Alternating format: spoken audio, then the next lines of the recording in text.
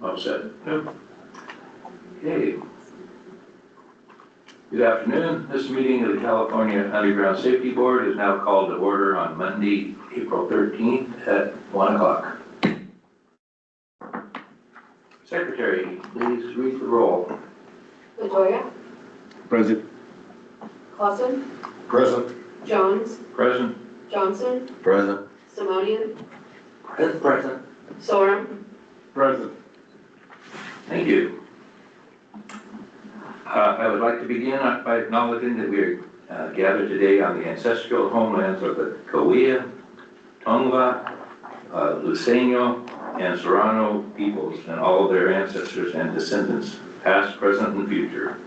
Please join me in expressing our deepest respect and gratitude for our indigenous neighbors and for those for their enduring care and protection of our shared lands and waterways. Today we are meeting in the California Air Resources Board building in the Hagen-Smith Auditorium. There will now be an emergency evacuation plan briefing for our in-person attendees.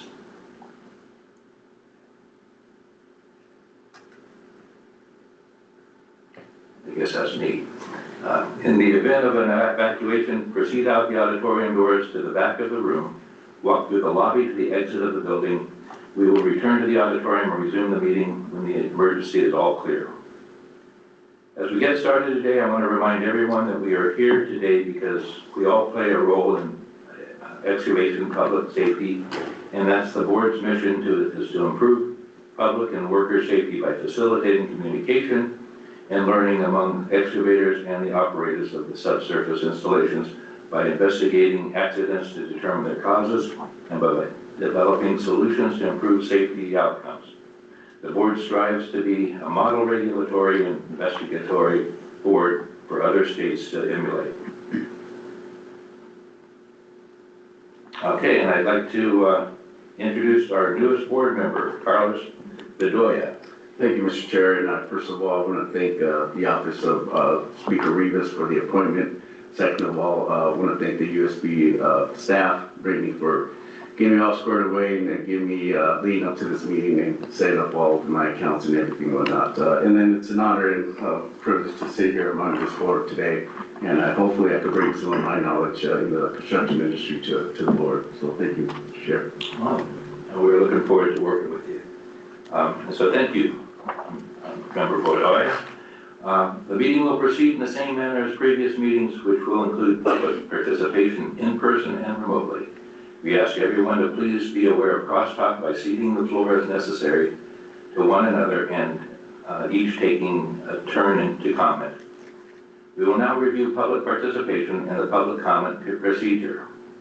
For those attending in person who wish to provide a comment, please approach the podium in the front of the auditorium when the public comment is called.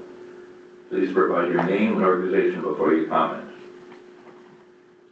For those who will be joining remotely, you can enter the queue to speak by using the raise hand button if you're on the webinar or dialing *5 if you've dialed in. When your name is called, unmute yourself using the microphone button if you're on the webinar or by dialing *6 if you've dialed in. Please provide your name and organization before you comment.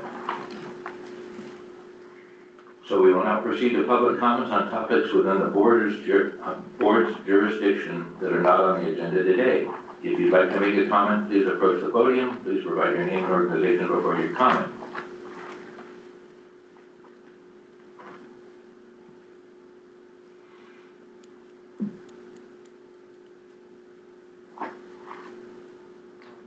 Okay, seeing no in-person comments, we'll move to the webinar comments. Are there any webinar comments? We have a raised hand from Todd Blumenstein. Okay, Todd, I have allowed you to unmute the mic, so whenever you're ready, go ahead, please.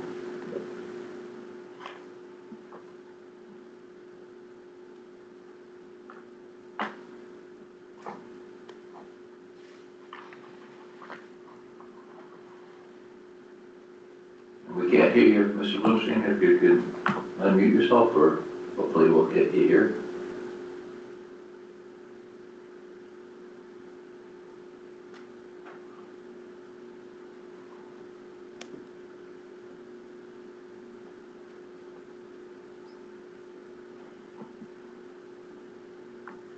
Still don't hear you.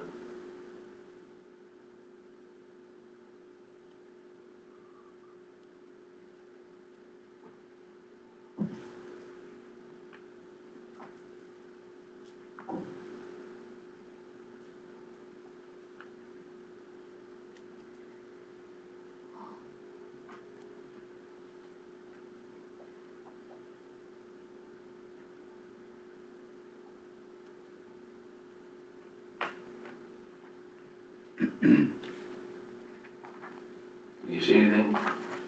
Looks like Mr. Bluestein lowered their hands, so I think we could, Okay, up to you guys how you want to see. we'll proceed, but if you put your hand back up, Mr. Bluestein will recognize you. So seeing no comments, we'll proceed. Next item before us is an action item to approve the minutes from the February 9th and 10th, 2026 meeting. For public comment on this item, we'd like to start with in-person comments. If you'd like to make a comment, please approach the podium.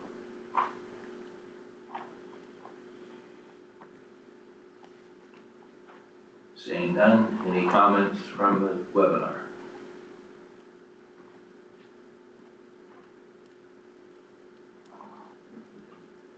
There are no raised hands.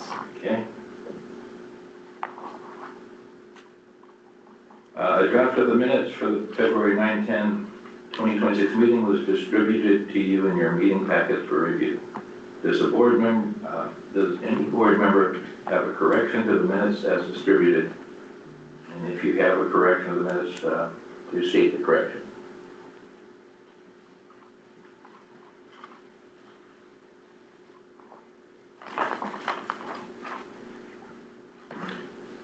Okay. Seeing no corrections to the minutes, are there any objections to approving the minutes as distributed? Mr. Chair, I move that we accept the minutes that have been presented. Okay, thank you, Member Johnson. Motion made. Member Clausen, second. Member Clausen.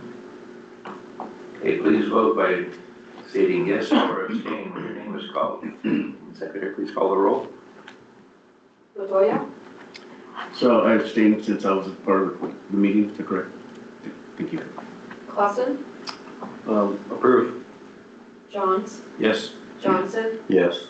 Simonian, Yes. Sorum, Yes. Meetings for the February 9th and 10th, 26th meeting are approved.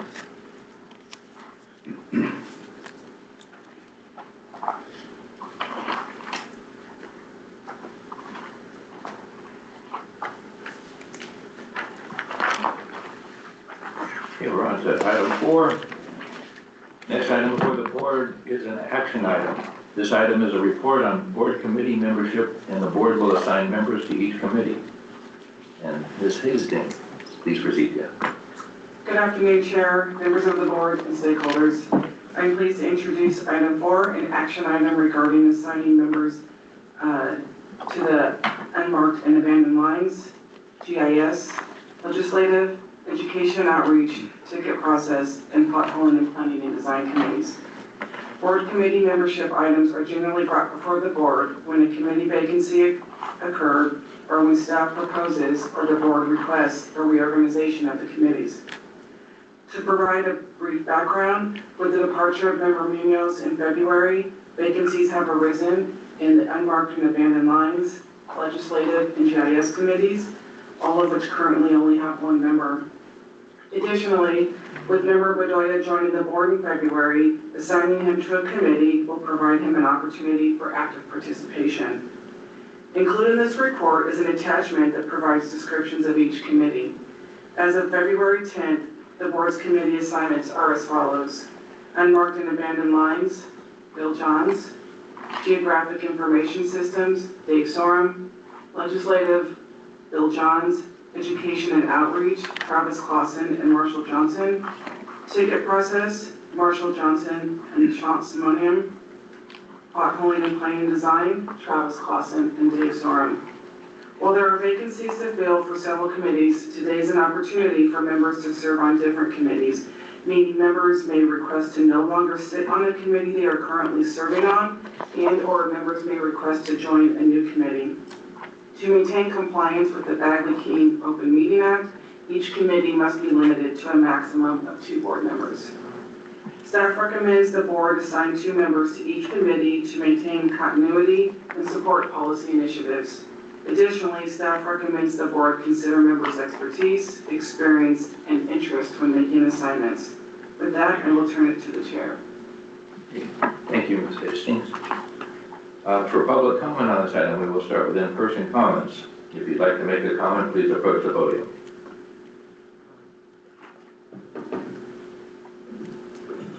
Good afternoon, everyone. James Wingate, USA North 811.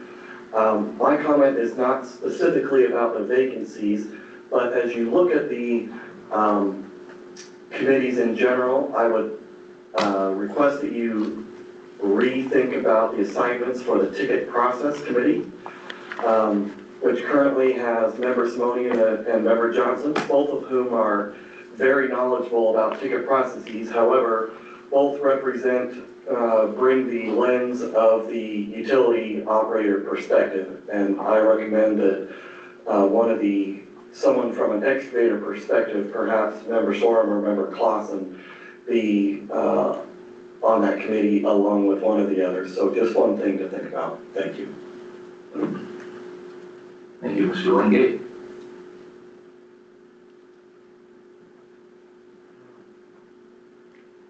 Any other in-person comments?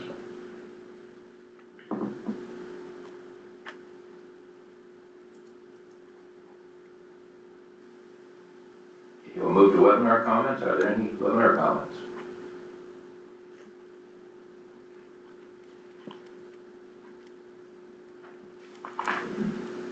There are no public comments.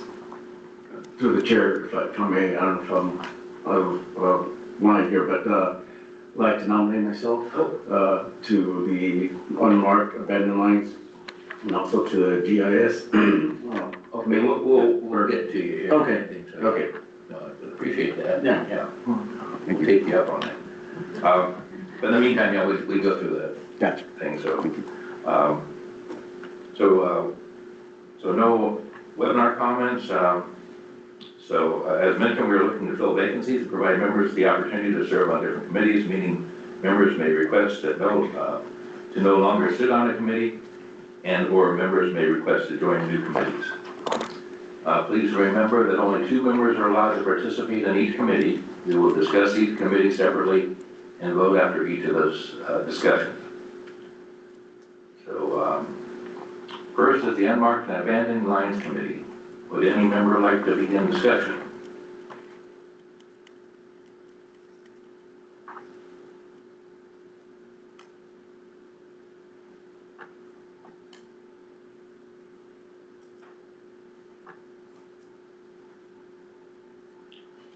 Well, Member Johns, I do appreciate who we have on that committee, so I have no objection to maintaining that.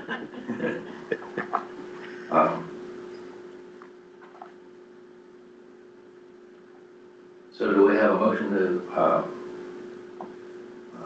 assign a member or 2 to the Unmarked and Abandoned Lines Committee? I'll make, can I appoint myself? I'll make a motion to appoint myself to the. Yes, you may discuss it, so, we do have kind of the background, we do have 2 members on it now, and, Do we? the Unmarked? It's just you. Just the other one. Oh. Well, being the leader and trying to manage this at the same time and stuff. In that case, I was referring to the, I think I got ahead, I was doing the pothole and planning design. No, Unmarked, I had you guys down as, I think I had Travis and member Clausen and member Sorum. Okay, I apologize for that. We're back on track. Please feel free to nominate yourself. Well, I can nominate myself to the Unmarked and Abandoned Lines. And I'll second that. Okay, and then I guess I'll remain as on the group here, so. So that puts both of us up for nomination, and did you include me in your nomination, Ken? Yes. Okay. Do I have a second? Second. Okay. Okay, please vote by yes, no, or abstain when your name's called. Secretary? Bedoya, Yes. Clausen, Yes. Johns, Yes. Johnson, Yes. Simonian, Yes. Sora, Yes. Okay, motion is adopted. So now, and correct me if I'm jumping ahead here, assigning members to the GIS committee. Would any member like to begin discussion?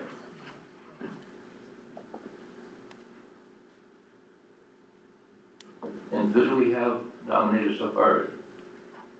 Member Sora. Okay, so, Chairman Johns, I would still like to remain on that committee. okay.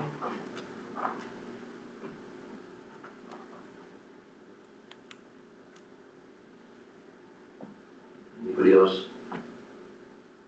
I will offer myself to be on that. I find that of interest.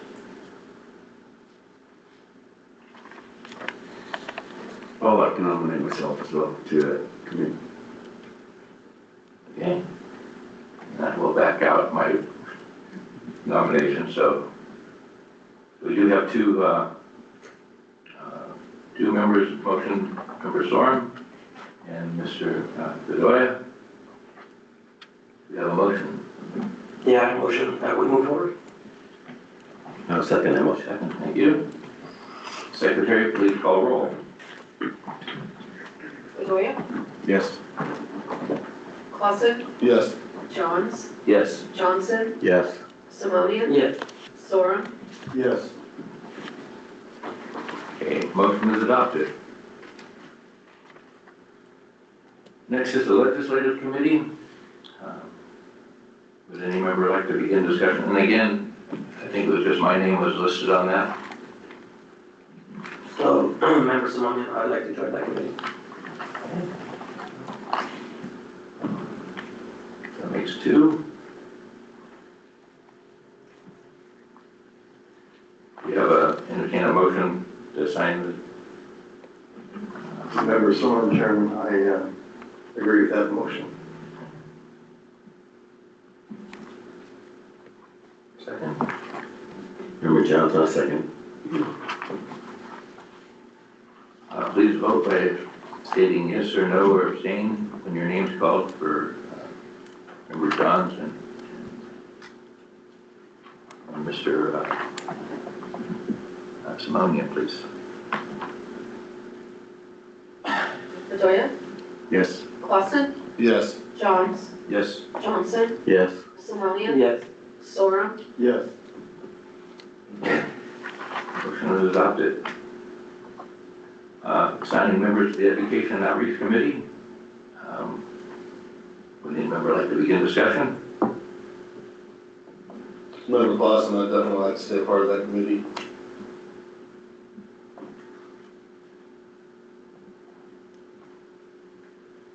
Member Johnson, I'd like to stay as well. Okay. I'll make a motion to move forward. Okay. Member Bedoya, second motion. Thank you. Okay. Please vote yes, no, or abstain when your name is called for the Education. Bedoya, Yes. Clausen, Yes. Johns, Yes. Johnson, Yes. Simonian, Yes. Sora, Yes. Motion is adopted. Okay, next up is the Ticket Process Committee. Would any member like to begin discussion? I would like to remain on that committee.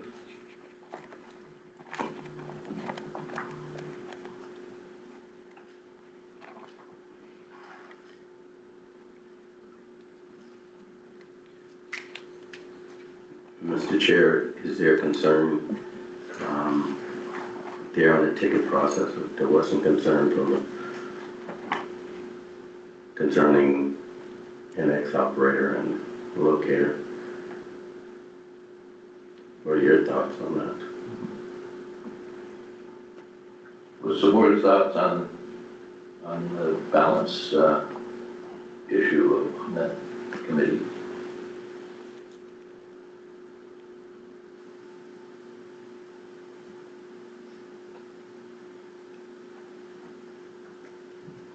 Does anyone have any concerns? Member Clausen, I don't have any concerns, but if it's a concern of the board, I'd be happy to serve on that committee as well. If not, I think you're doing a great job, Marshall. Well, it's a valid point, and understanding just the balance of trying to get the whole industry's perspective. It is an issue that, and some of our issues are basically confrontational, as we see in some of the NOPVs. We got the excavators and we have the operators, and so I'm kind of torn between saying, yeah, let's split up and try to get a balance with the excavators. I think most of the input comes from the ticket continuity committee, some of their feedback. So I don't think it would be an issue with either one of us both staying on the committee, but I do want to respect his concern.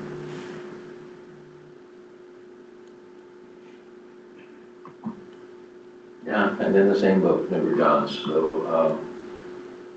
with that said, if anybody want to make a motion for having our two members, Member Simonian and Member Johnson, as on the committee. Member Clausen, I make a motion for Member Johnson, Member Simonian to be on the ticket process committee.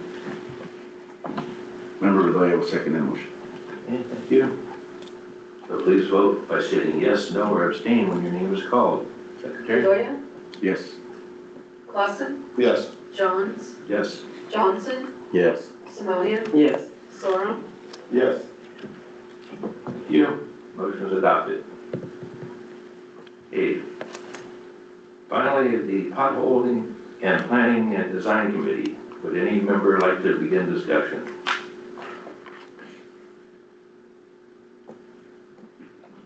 Member Clausen, I'd like to stay a part of this committee. Chairman, this is Member Storm. I'd like to stay on this committee.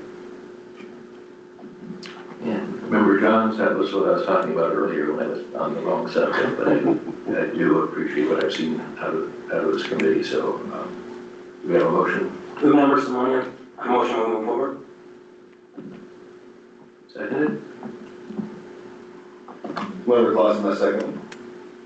Okay, please vote by stating yes, no, or abstain when your name is called. Secretary? Bedoya? Yes. Clausen? Yes. Johns? Yes. Johnson? Yes. Simonian? Yes. Sorum? Yes. Okay, the motion is adopted. I believe we've got everything. We'll move on to item 5, public comment on enforcement items.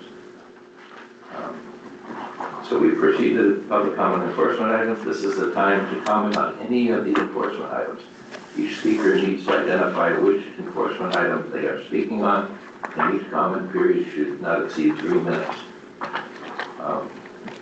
We will start with in-person comments. If you would like to make a comment, please approach the podium. Please provide your name and organization before you comment.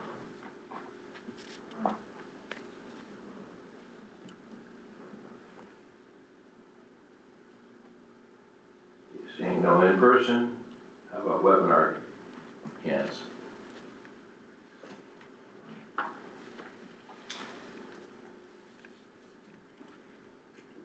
Looks like Mr. Boonstein has their hand up again. Whenever you're ready, Mr. Boonstein, you go ahead and unmute your mic. Hear me? There you are.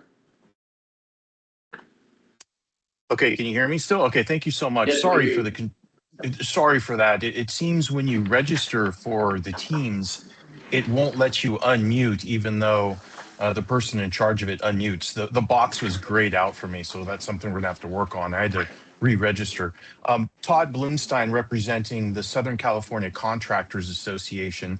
SCCA is an association of about 300 members. All of our contractor members are signatory to a variety of unions, including the operating engineers, the laborers, as well as the carpenters. I'm speaking on the NOPV specific to the city of Los Angeles, and SCCA is deeply dismayed at what we read and discovered through the board's investigation. Specifically that the city lacked the staff, specifically City of Los Angeles Department of Transportation only had, I believe, 4 staff members to cover the entire City of Los Angeles, and the Bureau of Street Lighting that has 1 staff member to cover the entire City of Los Angeles.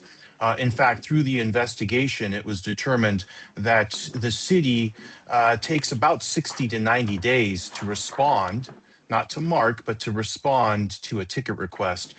This is very, very dismaying, and SCCA considers this a willful violation of 4216. And the irony isn't lost on SCCA. Back in 1976 on Venice Boulevard in the vicinity of the city of Los Angeles, an excavator struck a gas line, which ultimately exploded, killing 9 individuals, burning down an entire city block, and injuring some 26 others. This particular incident was the catalyst for the call center, the 811 system that we currently use in California. And it's just fascinating that within the city of Los Angeles, this incident occurred, and it was the catalyst. But there was even legislation sponsored in 1980 to mandate that operators participate in the call center. Would anyone like to guess who the sponsor to that legislation was? It was none other than the city of Los Angeles. This is terribly ironic, and it threatens not only SCCA contractors, but the workers out there in the field. SCCA members, as a result, are looking at and pursuing legislation that would provide some immunity to operators that don't reply within the 48-hour requirement.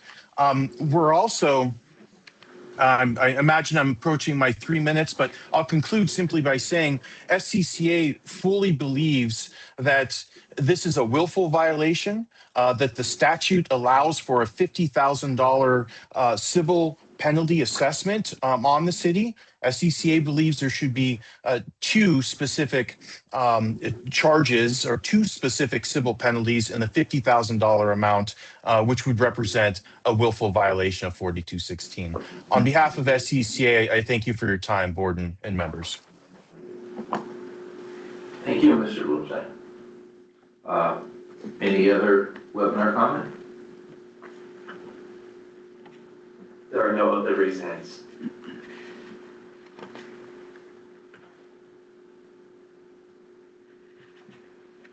All right, so thank you for your comments. So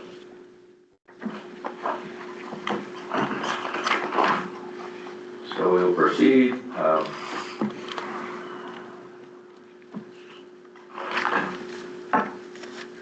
So recusals onto the board. Does any member need to recuse themselves from consideration of any of the enforcement items?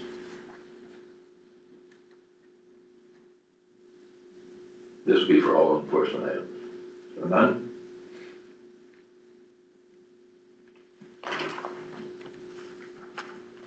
So item 6.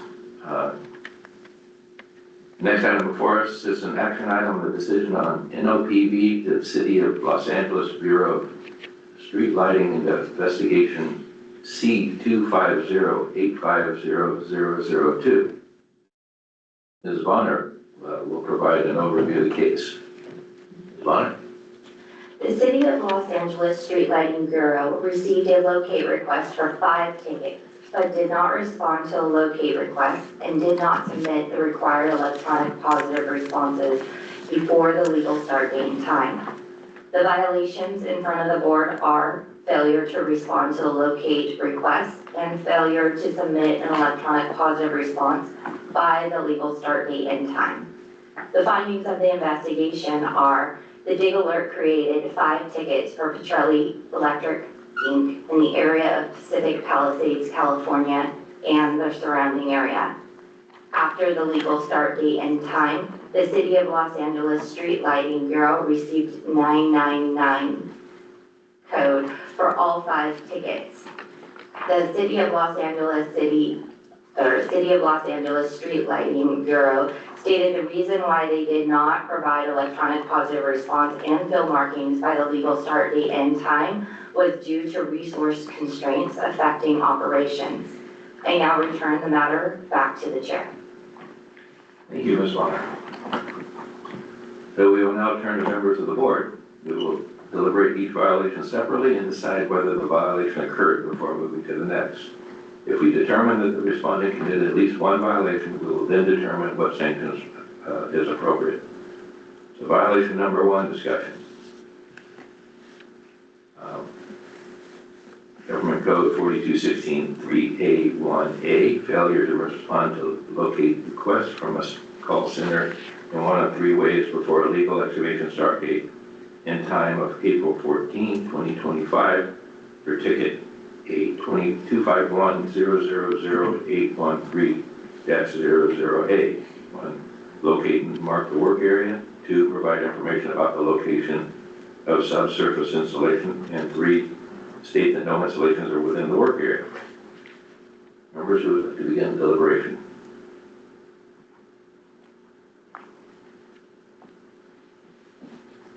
Members sworn in, by their own admission, they admitted that they violated, so I don't think the question of if they violated or not is an issue.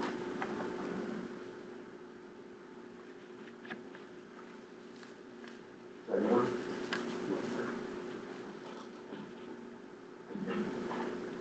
Chairman Johns, I find it ironic that the contractor that called in the dig ticket was working for the City of Los Angeles Department of Water and Power.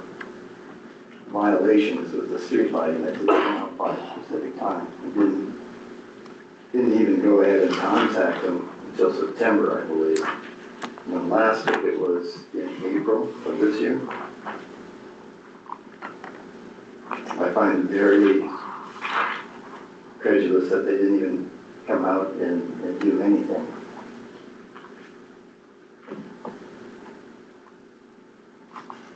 Okay.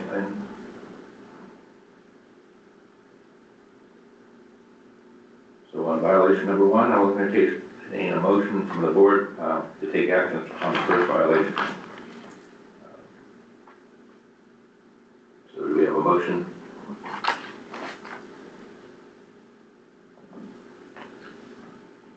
For C250850002, for the 5 tickets listed in the NOPV, I move that we find the respondent violated the government code by failing to supply an electronic positive response.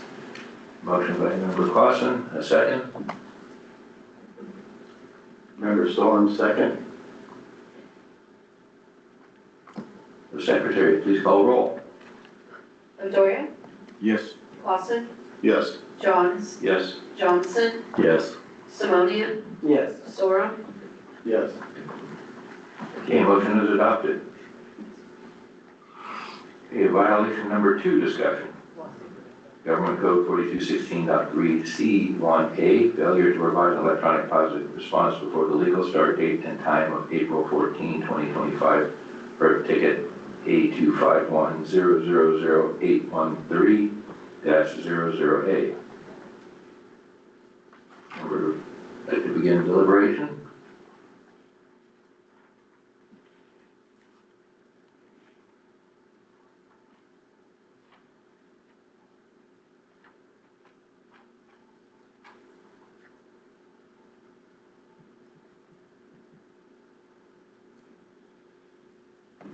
Member Johnson, based on the feedback from one call center, regional notification center, and them sending additional notifications out, indicated that there was no EPR provided back to the one call center.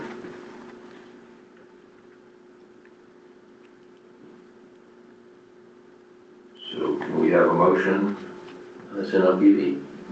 Member Simonian, I find for the 5 tickets listed in the NOPV, I move that we find respondent violated the government code by failing to respond to a locate request from a regional notification center in one of three ways before the legal excavation start date and time.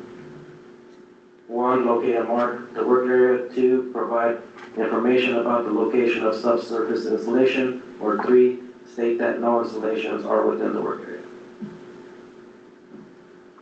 Thank you, Member Simonian. Second? Member Vallejo, second motion. Excuse me, didn't you say you were doing the EPR? Yes. And didn't he read the no response motion? You're doing 4216.3 C1A now? Yeah, we're on C, violation number 2, ticket number.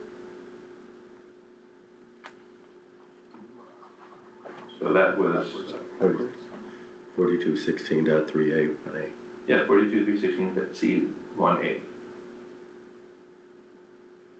I'm sorry, yeah, it's not listed on my thing, but it would be, The NOPR is the first one at the top. yeah, sorry, let me go back and look where we're at.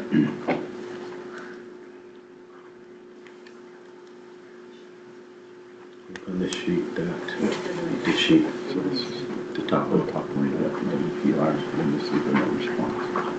Okay, yes, it's not corresponding, right? Here's a distance item. Sure, go ahead. Mr. Chair, the motion from a member Simonian for all 5 tickets can stand if there would like to be a second on that motion. So it's all 5 tickets we're proposing here. Okay, Member Vallejo, second that motion.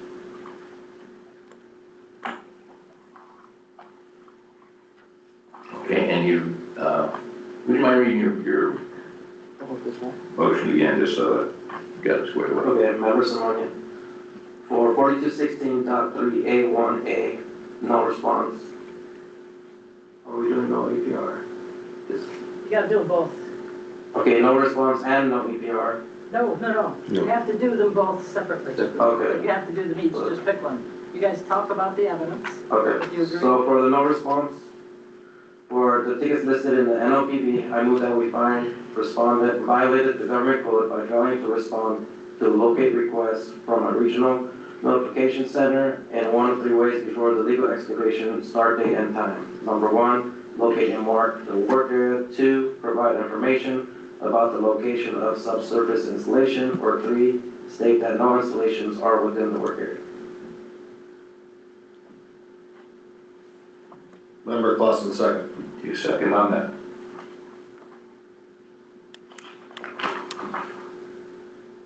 And Secretary, please call roll. Montoya? Yes. Clausen? Yes. Johns? Yes? Johnson? Yes. Simonian? Yes. Sorum? Yes. The motion is adopted. Now, I'm going on to violation number 3, where you said that covers all 5, or, Yeah. That covers all 5, but we've only done 1 vote for 1 ticket on the EPR, so we either need to do a motion for the other 4 tickets for the EPR or do them individually. Unfortunately. Okay, member Simonian, I'd like to move to find 4216.3C1A, no EPR, for the 4 remaining tickets listed in the NOPV. I move that we find respondent violated the government code by failing to respond an electronic positive response. so we'll go through with this, and that would cover all 5. Is that so? Member Clausen, second. Thank you, Member Clausen.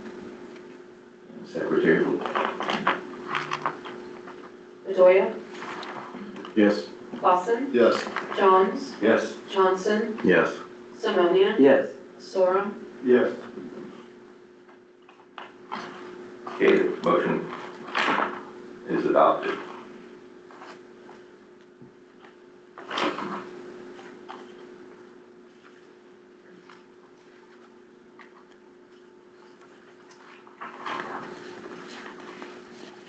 I'm sorry, I'm lost at all these things, so.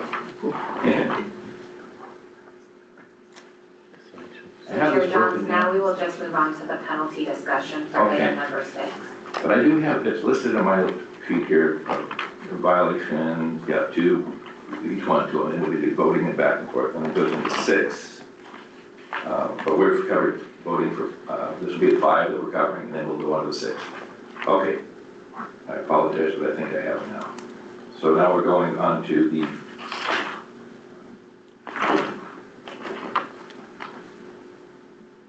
discussion on the penalty then, correct? I don't see it on my list.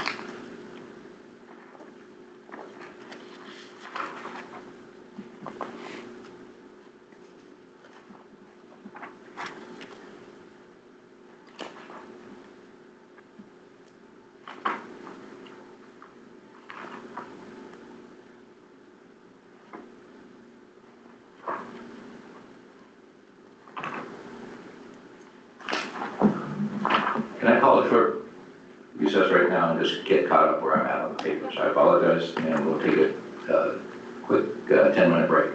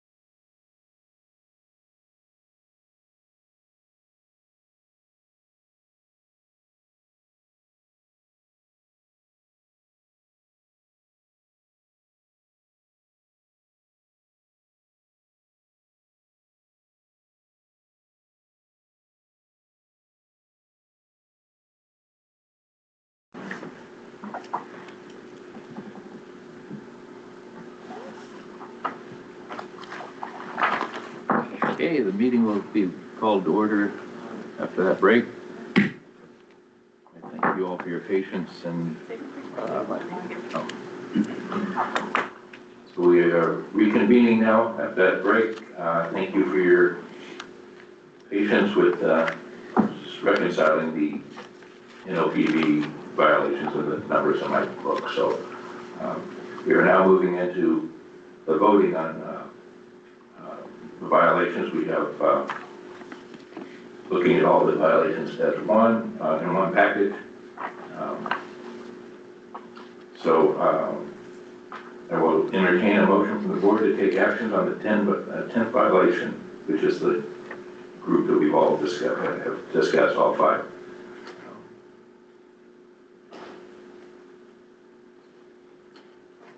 So it says members will move on either to take the action on the NOPV recommendations or move. So we're now in discussion for the violations.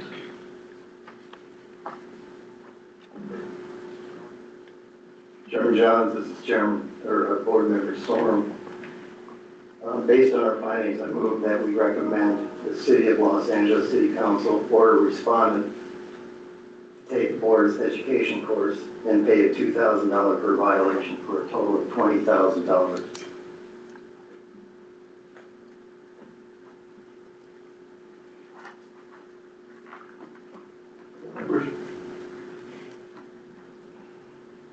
Member Simonia, I second. Can we get more discussion? We have some discussion here. You feel free to discuss it before we go to the actual final. Yeah. Member Johnson, there's no excuse in terms of not locating it, and then the duration and the amount of reminders they had from the Regional Notification Center. But my only concern with the penalty amounts, I do agree that an education course, definitely. But if I recall, and I'm not sure of this, but with the City of Los Angeles, we're talking about the City of Los Angeles street lighting. And the contractor was doing work for LADWP, which is another portion of LA. I'm not sure if they require, I believe there is a permit required before any work is to be done. And in this condition of a permit in the City of Los Angeles, they're required, and I'm talking about the excavator in this case, is required to look at their maps for the structures. And so I don't know if that portion was done, because if they did that and they knew they had facilities in the area, but that wouldn't stop them from locating in this case. But just wanted to let you know that if there were facilities that were in conflict, the excavators should have looked at the maps that were provided by the city. That was in addition of the permit to see if there was any conflict. So, and that's just related to the penalty portion only. So, and I do agree that between knowingly and willingly, it's a fine line, but based on that information, I wouldn't jump all the way up to that amount. Member Johnson, when they get a permit, they get a map, and then the excavator is supposed to determine if there's anything in the way? As a condition of the permit in this particular area, they would have known if there were any facilities in conflict with them, and then made other provisions. I'm not sure. I'm just saying that in this case, they were not in conflict, and they would have known they were in conflict. And maybe they could have taken another direction as opposed to getting 5 different tickets. They may have said, hey, they don't have anything there. We'll send them a letter saying, hey, we sent you something. You didn't respond back to the ticket with an EPR, conflict or not, but part of the 4216 version is that there's 3 ways that you let people know. You go out there and mark it, you provide them some additional information, which is the computer database. And so they felt that if that was the condition of the permit, which I said I should not. So Member Johns, on that subject, I do think that they are confined by the whole process and the 4216 process, which is the excavator makes a call, makes a ticket, they need to respond, they're going to hold them up, and can't have any little special provisions beyond what we require, by law here. So. And Member Simone, I agree. If they're not responding, that ticket's still remaining open. So technically, the contract doesn't even have the ability to take. So it's holding up their entire process. Yeah, I agree. And then as far as having reference drawings and things like that, that's independent. That's a double check, but it shouldn't be part of the process because there's confusion of passing out information. So our system is you make a call, they come out and confirm, and 60 to 90 days past due is crazy. Yeah, what I'm saying is that based on the condition of the permit, it says that you need to check our maps to advise you whether or not you're in conflict or not. So that fulfills 4216.3, whatever it is. 4216.3, where it says that it calls in 1 of 3 ways: by the legal excavation date and time to locate and mark the area, or provide information about the location of the subsurface installation. So you fulfill that portion, if that was a condition of permit. Again, like I said, I'm not sure. Right. But keeping that in mind and coming up with a penalty, keep that in mind. okay. Yeah, I follow you. Yeah. But I don't think that was brought up in the response. Yeah, it wasn't a response that I saw. So, if we saw a response and they had the right code and said, here's our drawings, that would be an appropriate response, but we didn't see that, I don't believe. Member Clausen? I'm sorry, I just wanted to remind you to stick to the evidence that's before you. That's what you have to go on. And Member Clausen, I've said it before, I believe that, government should do it right. And when they're failed to do it right, that's just giving everybody else a reason not to do it properly. So I would expect the city of Los Angeles to get out there and mark or make a call, and they have opportunity to make a call and say they need more time. There's options there for them. And so that's what makes this item so frustrating. And I support Member Storm's thoughts on the fines. Okay, and Member Johns, just on that subject, regardless who it is, they did violate. You saw the evidence that showed that it's in violation. So we have a motion, Member Storm, and looking for a second. Member Simone, I'll second. Okay, and that was a motion for $2,000 each, for a total of $20,000. That's correct. Okay, so with that, Secretary, please call, Can we get a proper motion? huh? Can we get a proper motion? Okay, let's go back and have a proper motion.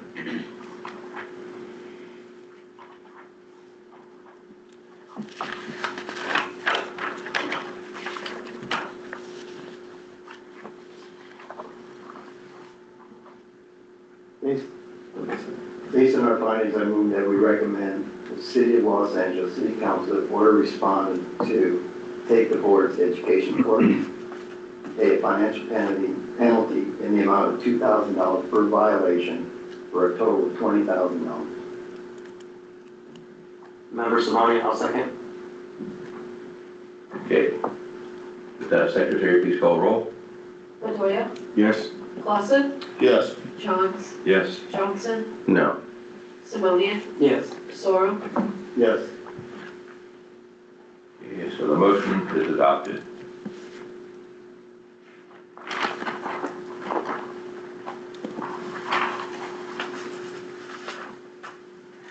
Okay, so we are now moving on to item 7, decision on NOPV to the City of Los Angeles Department of Transportation, investigation C250850002. So Ms. Bonner, please, will provide an overview of the case. Ms. Bonner, please proceed.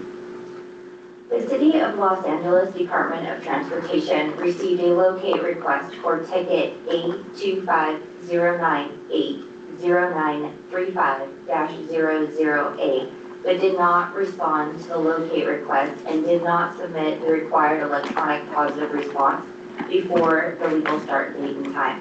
The violations in front of the board are failure to respond to the locate request and failure to submit an electronic positive response by the legal start date and time. The findings of the investigations are that Dig Alert created the ticket for Petrelli Electric Inc. with a legal start date and time of April 10, 2025 at 5:01 p.m. After the legal excavation start date and time, the City of Los Angeles Department of Transportation received a 999 code on the ticket. The City of Los Angeles Department of Transportation stated the reason they did not provide electronic positive response and field markings by the legal start date and time was due to being understaffed. I now return the matter back to the chair. Thank you, Ms. Bonner. So we'll now turn to members of the board. We'll deliberate. We're going to deliberate the violations all together. So please state so as you discuss it. So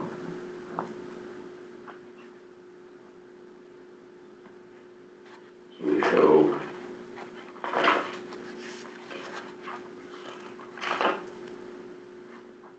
there's 2 violations in, yeah. Open for discussion.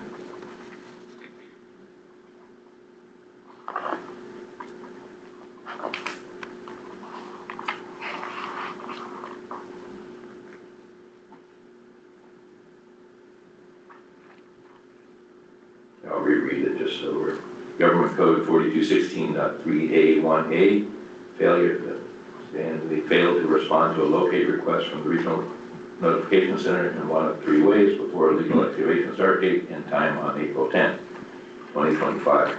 For ticket A25098093500A. 1, locate and mark the work area. 2, provide information about the location of the subsurface installation. Or 3, state that no installations are within that work area. So, Member Simone, by their own admission on Exhibit 7, they admitted that they did not mark and they did not have an EPR.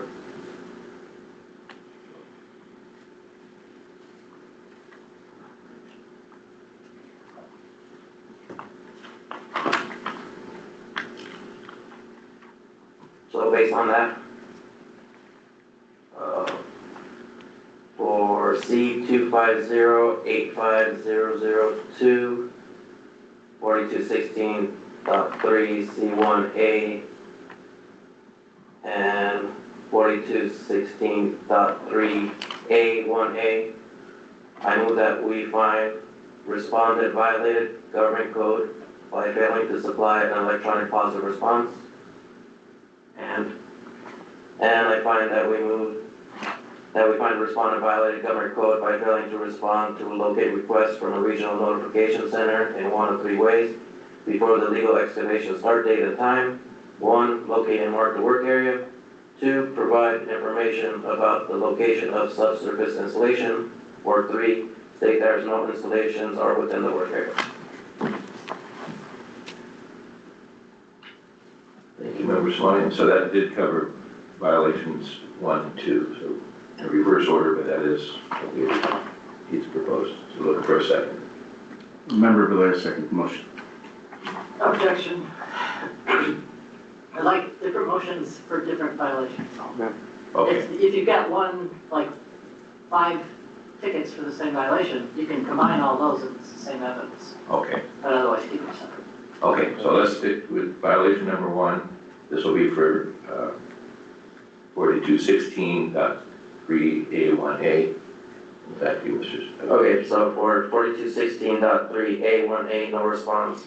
I move that we find respondent, City of Los Angeles, Department of Transportation, violated the government code by failing to respond to a locate request from a regional notification center in one of 3 ways before the legal excavation start date and time. 1, locate and mark work area. 2, provide information about the location of subsurface installation. Or 3, state that there's no installations are within the work area. Thank you. Now a second. Member Blair, second motion. Okay, so Secretary, please call roll. Bedoya? Yes. Clausen? Yes. Jones? Yes. Johnson? Yes. Simonian? Yes. Sorum? Yes. Okay, the motion is adopted. So now on violation 2, 4216.399C1A, that would be electronic positive response. Member Simonian, for 4216.3C1A, no EPR, I move that we find respondent, City of Los Angeles, Department of Transportation, violated the government code by failing to supply an electronic positive response. Member Blair, second that motion. Okay, Secretary? Bedoya? Yes. Clausen? Yes. Jones? Yes. Johnson? Yes. Simonian? Yes. Sorum? Yes. Okay, and that motion carries. So moving forward on sanctions. Staff proposes sanctions of mandatory completion of the board's education course, financial penalty in the amount to be determined by the board, corrective action to be determined by the board. For those of you that found a violation did occur, please state your what you think is an appropriate sanction. In doing so, please list the provisions of section 4201 of Title 19 of the California Code of Regulations that you're using as a basis of your determination of facts you relied upon. Members who would like to continue deliberation.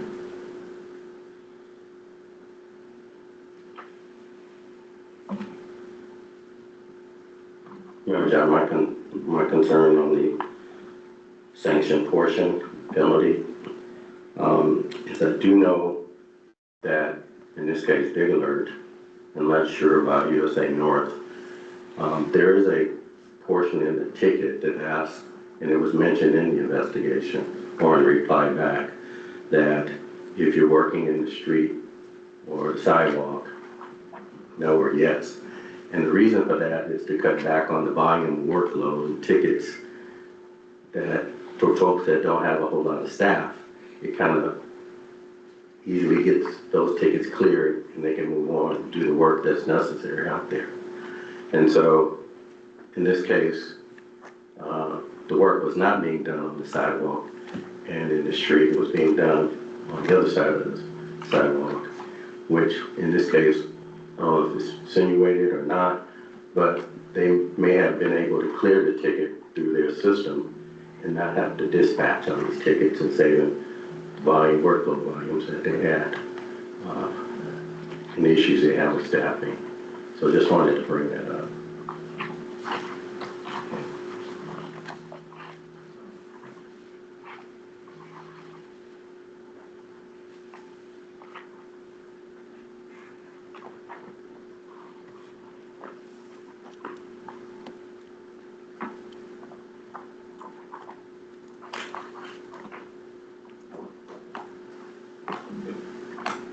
Member Storm, this work, I believe, was in the city of Palisades that was completely devastated by fire. The contractor, Charlie, was working for the Department of Water and Power, Los Angeles Department of Water and Power, trying to bring electricity back to that. It was very, that area was impacted. I've been working there since fires there in Altadena. It took them 14 days to respond. City of Los Angeles Department of Transportation has a $369,800,000 budget. Their excuse for not showing up is because of manpower and workload pressures. That's all I have to say about that. They should be able to have more people out there marking, especially in the area that was devastated by the fire in their own city.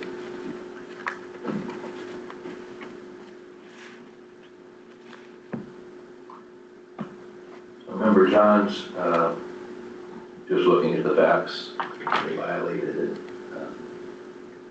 And they impact, they break the system on how it's supposed to work, and they impact contractors and delay work. And so we agreed that they violated it. But I think I concur with the others that there should be something to bring notice, and that we need to come up with some type of sanctions against them. You ought to see education.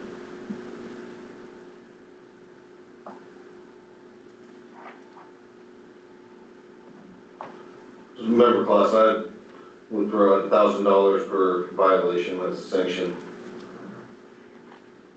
Based on the time, based on the fact that they did agree that it happened, and I can understand lack of staffing, everybody's under that pressure, but there are, like I said earlier, ways to make a call to the contractor, try to schedule a time. There's ways to deal with those manpower issues if it was a flux. And so it's, to me, just an excuse and not a great one. So I have $1,000 for a violation.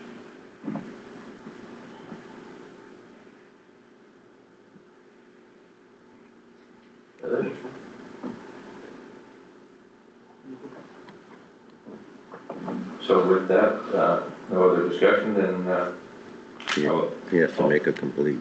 so I'm gonna go with it. He has to make a complete Oh, motion. So, Member Clausen, based on our findings, I move that we recommend that the City of Los Angeles City Council order respondent to take the board's education course and pay a financial penalty in the amount of $1,000 per violation for a total of $2,000. Member Storm, second. okay, Secretary, please call roll. Montoya? Yes. Lawson? Yes. Jones? Yes? Johnson? Yes. Simonian? Yes. Sorum? Yes.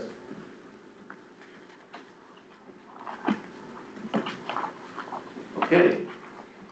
Thankfully, we're moving on to item 811 notification center process. And Mrs. Diamond or Mr. Wingate, please proceed. Welcome. Proceed.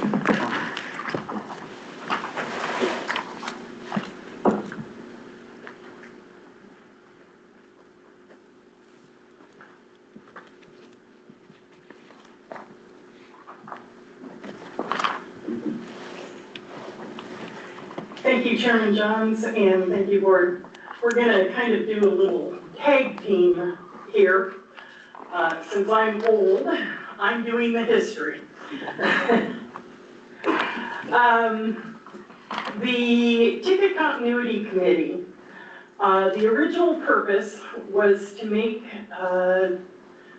the process of doing tickets throughout California as similar as possible for both the operators, so that they would have the same delivery information, and also for the excavators for the information that each center would be collecting.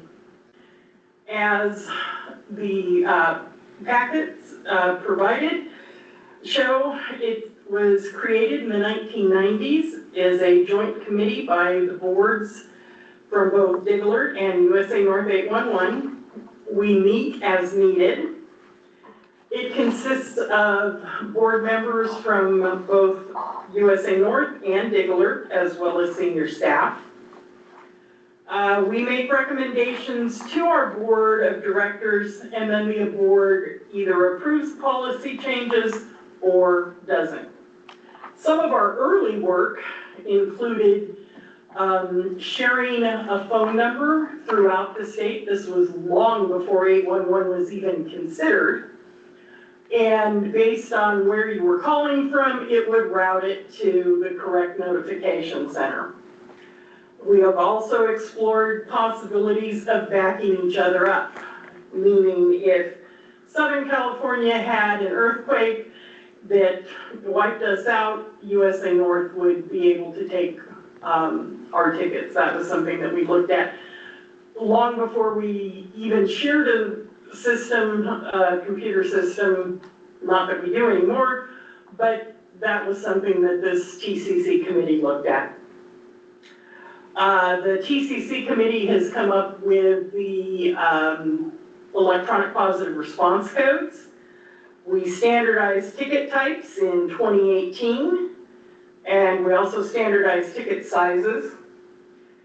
And the TCC determined which EPR codes require a response. Those were all done in 2018 before the Underground Safety Board was even created completely. It was in legislation, starting to be in legislation. Some of our recent work for the Ticket Continuity Committee was in 2024, we met for 2 days to discuss the impacts of SB 778 and if ticket system changes were needed. Our EPR codes were adjusted at that time. Several codes were eliminated, some were reworded.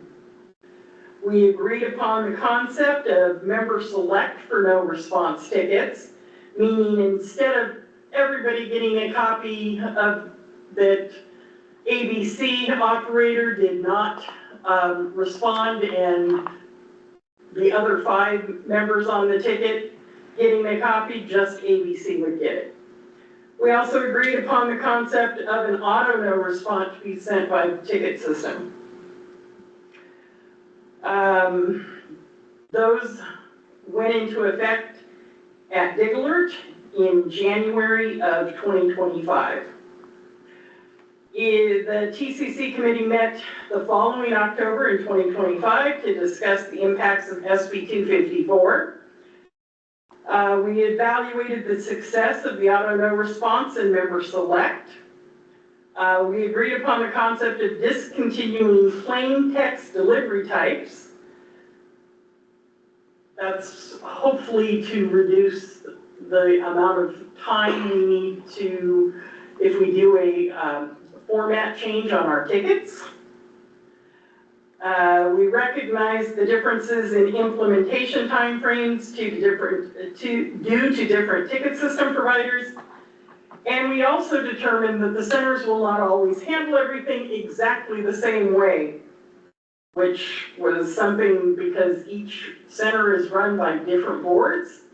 That is something that each board will look at and determine for their members in that area if that will work. I will now turn it over to Mr. Wingate of USA North to talk about the differences of the actual ticket types.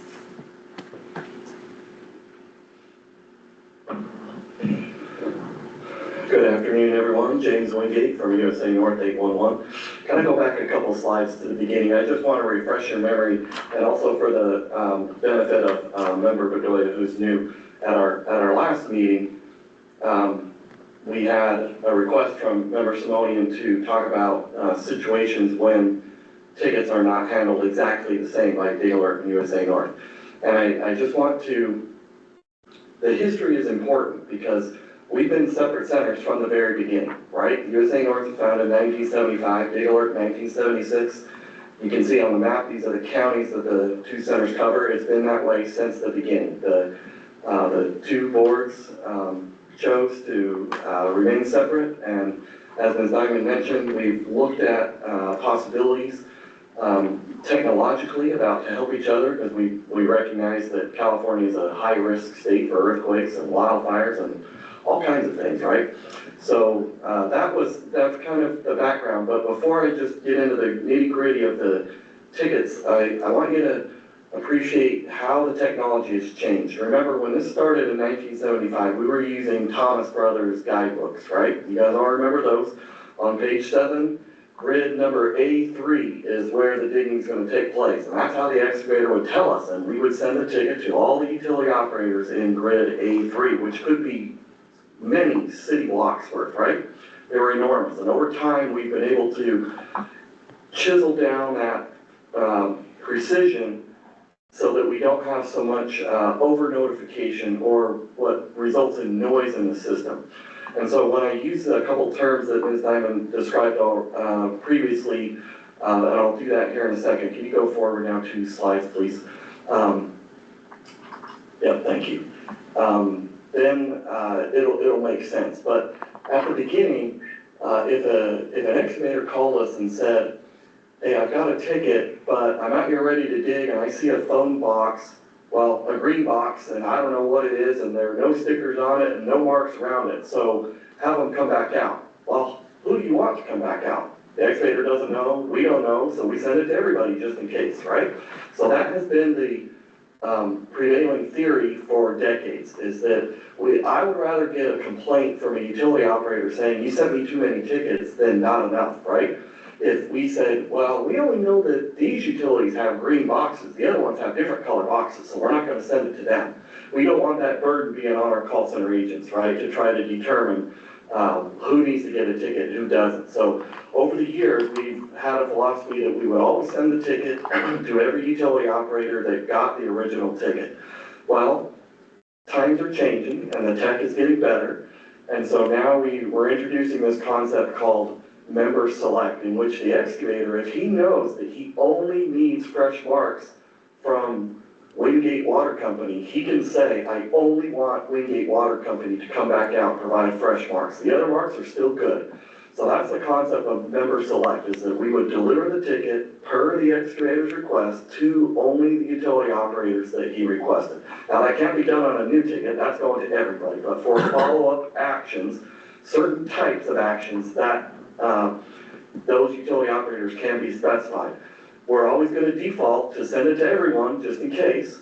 In fact, the list is there, and if an excavator chooses, they can choose who they want to send it to, or select all, or select none. Not select none, they have to send it to somebody, but you get the idea. So, but you also see the risk, because if we were to, at the centers, assume we knew who needed to get a ticket, need to hear about follow-up action based on a situation in the field in which the original ticket was not responded to in the normal way of the best case scenario, where the ticket's created and the utility operators each send their tech on time and they all go ping and everything's accurate and the digging proceeds and it's done quickly and no damages and everybody's fine. And of course that doesn't always happen, right? So this is what we're talking about now are what we call ticket revisions, or secondary actions that happen after the first ticket has been submitted, in which not everything went as smoothly as anticipated, okay? So, all right, so this table is a little busy, but it'll make sense. Let's go back one if you would, Madam Secretary, thank you. So for an original new ticket, when a new ticket is created, USA North and Dig Alert, we do that identically. And now the revisions. These are the follow-ups, scratch that word. We used to have a thing called follow-up. I don't want to confuse the jargon. These are secondary actions that can happen if something didn't happen exactly as originally planned, right? With that best case scenario that I described. So the first one is a renewal. So just to refresh your memory, on the ticket types. These are important. So remember that the law puts an expiration date on a ticket because the marks aren't going to stay reasonably visible forever, right? You don't want a homeowner to come out and say, well, I had this mark last summer, and I remember where the marks were, and I could kind of see them, we're good, I'm just gonna dig here. That's asking for trouble. So the law anticipates that, puts the expiration date 28 calendar days. So if an excavator says, hey, I'm not done at the end of 28 days, I still need to continue digging, but I don't need the guys to come back down again because the marks are still reasonably visible, and that's the term the law uses, reasonably visible, then they can request a renewal. So that's the first one. And we've talked about that issue in the past, and I'm sure it will come up again. But USA North and Dig Alert, we do that one identically. Okay, remark. That one, you can see in the column on the right, the ones I highlighted in gray are currently different. That means that they're different today, April 13th, but they will be the same as soon as some technology changes are made. So, because we're waiting on vendors to build some stuff in the system for us. So let me just explain that real quick. So the first one is a remark. That means that the markings are no longer reasonably visible in a certain area of the job site from the original ticket, right? It could be the whole area, all the marks got wiped out, or only a part of the area, and from all the utility operators that were on the original ticket, or only some of them, right? So you can see how both the area and the utility operators can be specified. So that's where we introduced member select, and we'll get to that one in a second. But this is just to make sure you understand the ticket type. So that's what the remark is, when you're asking for fresh marks in a specific area. The next one is the no response. We've talked about that one already, but that's where somebody didn't respond to the original ticket, right? Return trip. That happens when the locators arrived at the job site but were unable to mark because some condition prevented it, such as the gate to the backyard was locked, or there were no delineations in white that the excavator needs to provide to identify the dig site specifically in the field, right? So once that situation has been resolved, then the return trip can be requested and the utility operators have another 2 business days, not counting date of notification, to respond to that. All right, damage, obviously that means a utility line has been damaged. Exposed means an unmarked line has been exposed but not damaged. So that means the excavator's digging and he encountered something but didn't damage it. So that's like a miracle, right? He found it, but not in a way that damaged it while finding it. Okay, and then an amendment, that's for a minor change that doesn't require a new ticket, such as the excavator assigned a different job foreman, or something minor like that that doesn't require another delay in the timing because it doesn't affect the marking instructions or the dig site area that affects which utilities were notified, but it just is minor edits that provide additional information like a gate code they forgot to give or something like that. All right, and then cancel, we do those 2 identically, both the amendment and cancel. All right, so if you're paying attention to those columns on the right, the easy ones are the ones that are identical, and the ones that are a little more nuanced are currently different, but some of them will be identical, and we'll describe the differences next. Okay, so if we go to the next slide, thank you. All right, so this one's even a little busier, but let's just make sure you understand that. So we already talked about new, and now we're going to talk about member select, which is which ones, in which situations can the excavator specify which utility operators are going to get the ticket, okay? So we talked about that. All right, so the first one, renewal, we're identical on that one. The second one, remark. This one we're handling differently, slightly differently.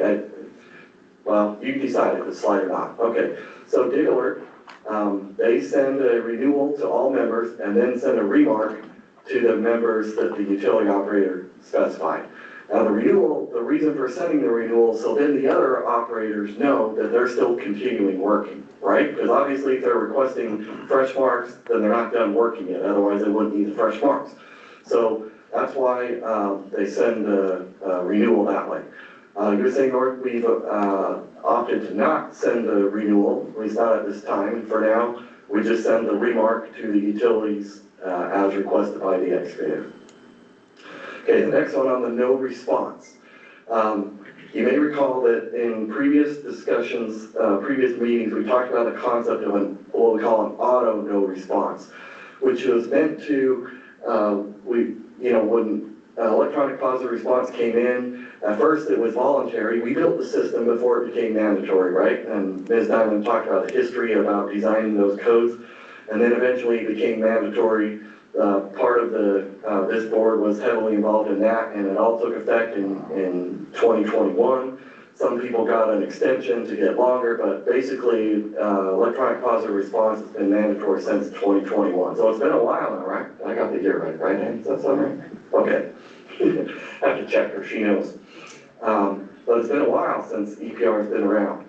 So we want utility operators to respond to tickets on time, such as the action or the agenda item just previously discussed, right?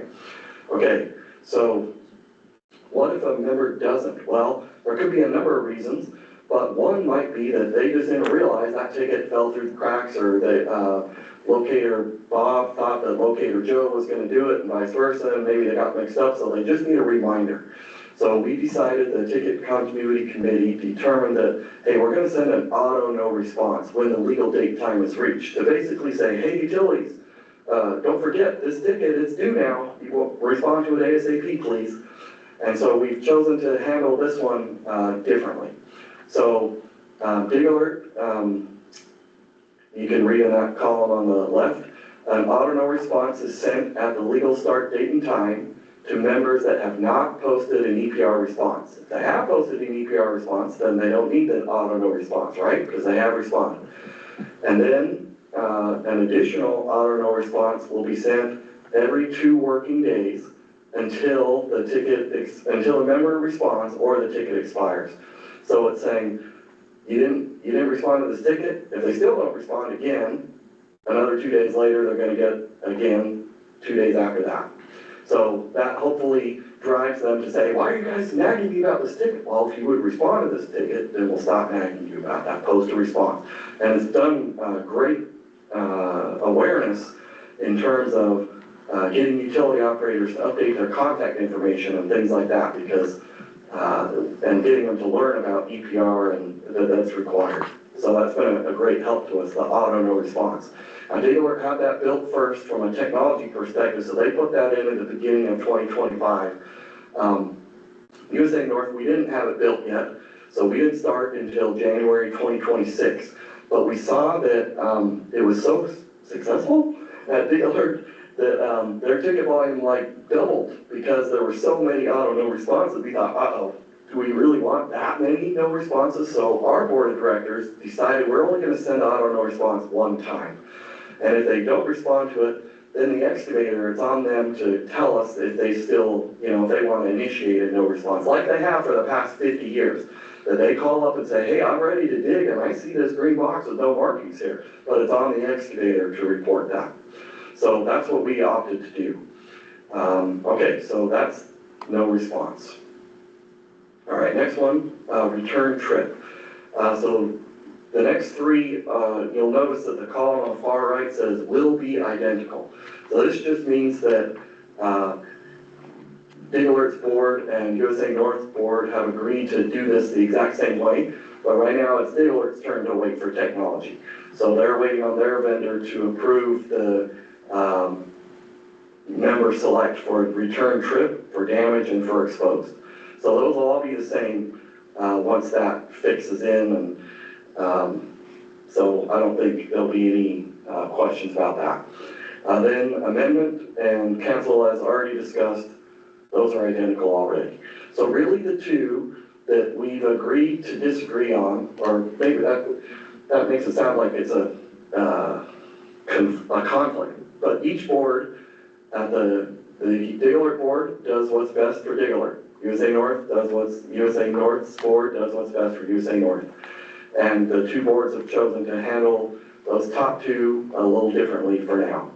So they're not too different in my opinion, but and I'm not aware of any complaints from excavators or utility operators. I take that back. I'm aware of 1 complaint from utility operators who would like us to not allow manual no responses, but we've chosen to allow that. And that is because we believe the core philosophy is the ticket belongs to the excavator. It's the excavator's ticket. He created the ticket from the beginning.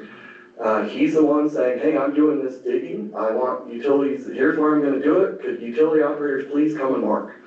And if he chooses to tell us that somebody hasn't responded to that, he's welcome to do that. That doesn't mean that he's not always correct on that.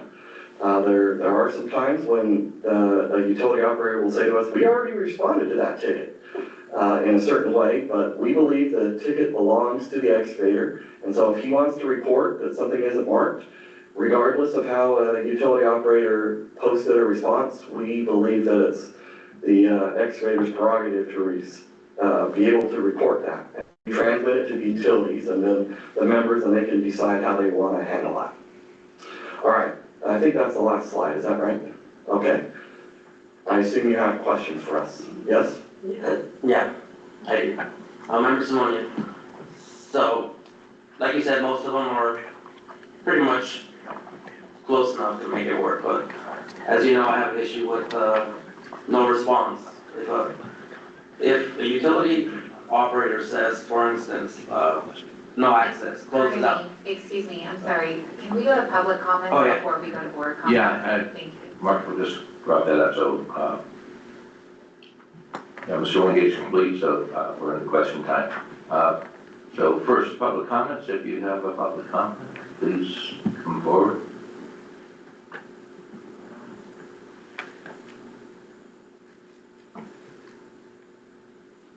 Seeing none, any webinar comments?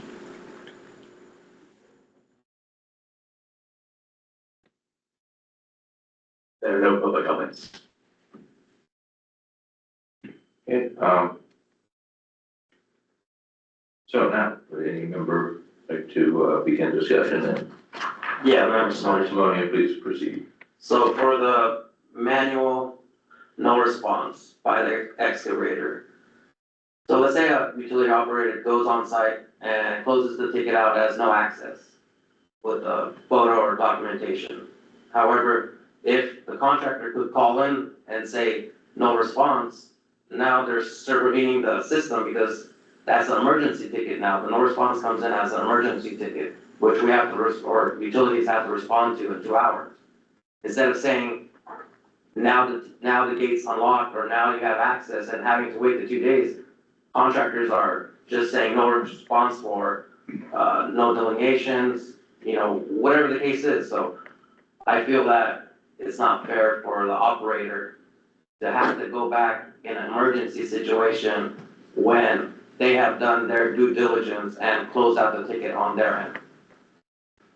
So I suppose my response to that would be that I have no doubt that there are some abuses in that, because excavators know that if they call a return trip, that by law they're gonna have to wait the additional 2 business days, not counting date of notification. And I think that return trip is created fairly. I mean, you're wasting, the excavator in that case is wasting the resources of the utility operators. They go out there to mark once, can't get in, now they have to come back out a second time at their own expense to mark it again. So I agree that that's fair.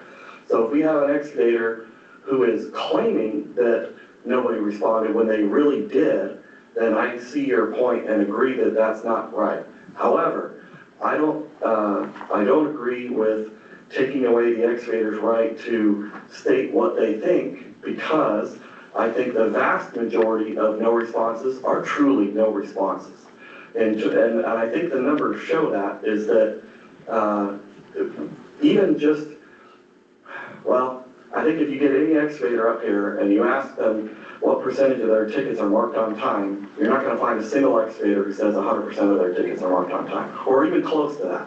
So But that's not a no response. So if your system says, let's just say Sean's utility responded, whether the response is accurate, not accurate, the law says you have to respond, right? So they responded.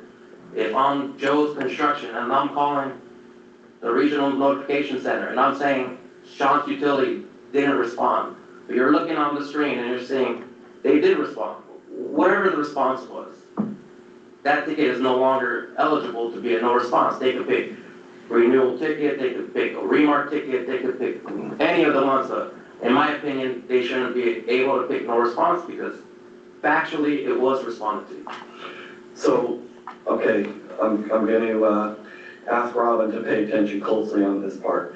Okay, so if we go to positive response in the law, in the definition, positive response says something, I can't quote it verbatim, but it says something like to document the way that the excavator responded. So what gets put into the EPR system is not necessarily what happened in the field. That is what they are reporting what happened in the field, but whether or not that's what actually happened may or may not be the case. And we've had complaints, many complaints from excavators who are saying, hey, this utility, Wingate Water, said that they negotiated a marking schedule with us and they never contacted us. So we want to be able to, just because a response has been submitted, that's what the utility is saying that's what the utility is saying how they responded to the ticket. But remember, the EPR is then documenting how they responded, but it is not their response. The EPR code and the actual action taken are two different things. So the EPR is the documentation of what they claim they did. And whether or not they actually did that may or may not be the case. So in my opinion, the no response is a way for the excavator to dispute if an operator does what they said they did. And I get more complaints from excavators saying that the code submitted by operators is wrong than I do from operators saying that the excavator did the wrong type. You with me? So to use Member Simonian's example, he shows up to mark the gate is locked. So he says, I can't mark it, so you're gonna have to submit a return trip. Now, this concept of closing out a ticket, that is not described in the law. So that's an industry term used by some utility operators and contract locators. But there's nothing in the law that says you can close out a ticket just because the gate is locked when you No, get it's the there. closeout code, I'm saying, the closeout code for no access.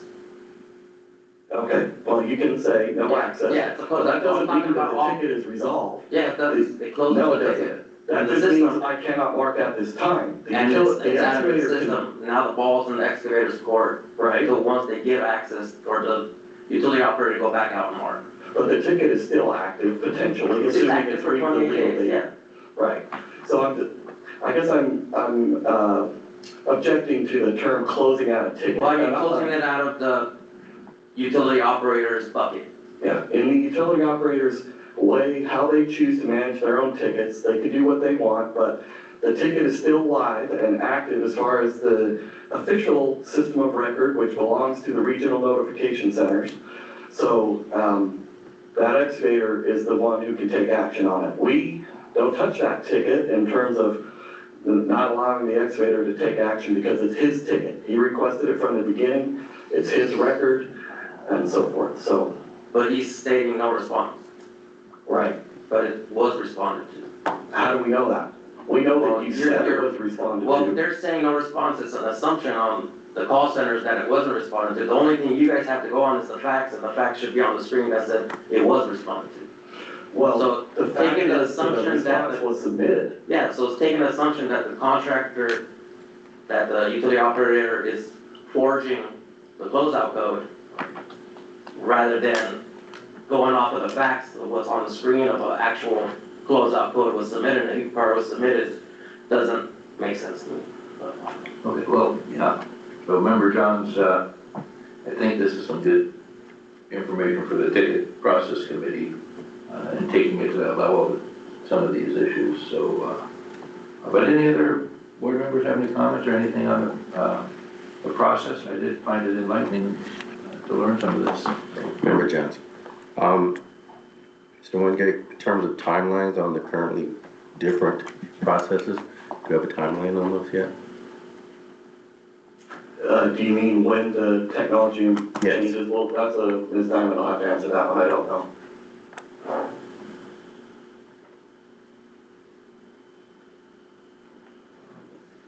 We are working with our vendor, and they are in the process of finishing up some other projects that were ahead of our request for this.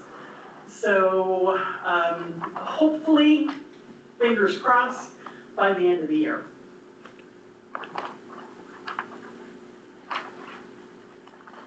Is there something by the operators that they have to do on their system? It's just internal No, to the RNC? just internal to the RNC. Thank you. I have a question for Dig Alert.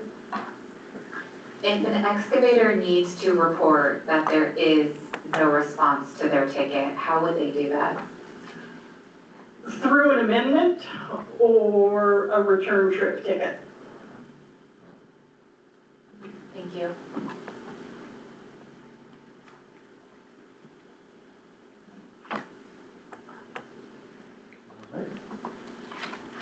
So no more board discussion. I do appreciate that input. Also just kind of comment on how our discussion occurs here, that we are in different roles in this process of safe excavation. So it is good to hear from a locator and the standpoint, and then the defense, and then of the one call centers jobs, and we can see that it's not a perfect process, but it's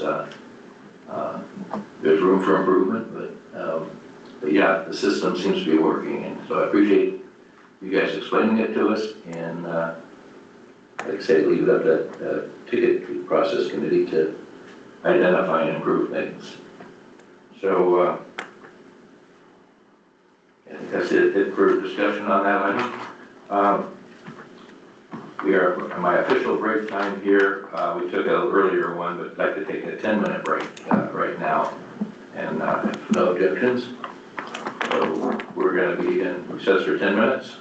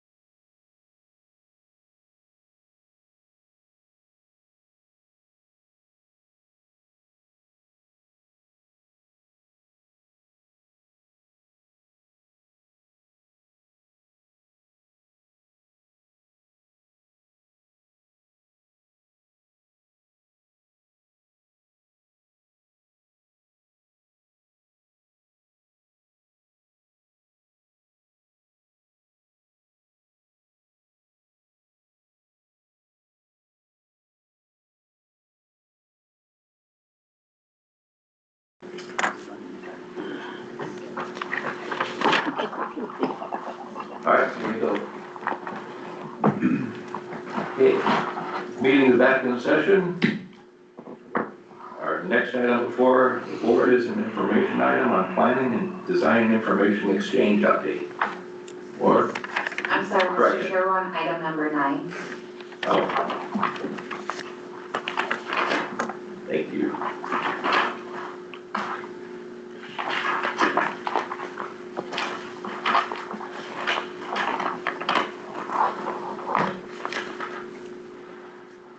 All right, here we go. Item 9. So the next item before the board is an information item on updates from the Regional Notification Center. So that's continuing with the Regional Center. So Ms. Diamond, Mr. Wingate, would you like to begin?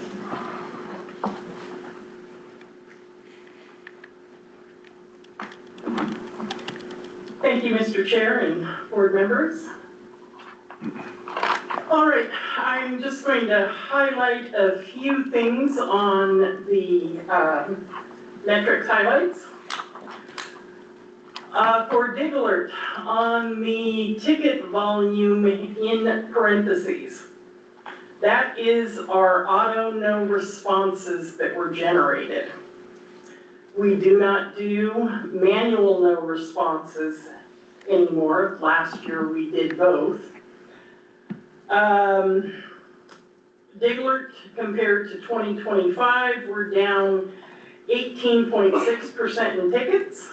I don't believe it's weather related unless of course you count fires as weather. In 2025, for the first 6 months after the Palisades and Altadena fires, we generated a lot of remediation tickets between January and June. Rebuilding tickets will be taking much longer, and those are going to stretch out for probably years. Highlight for USA North is that in March of this year, they had the most tickets in 1 month since 2022, 6th highest of all times. They also received quite a few calls, more calls than they ever had. Page 9, please.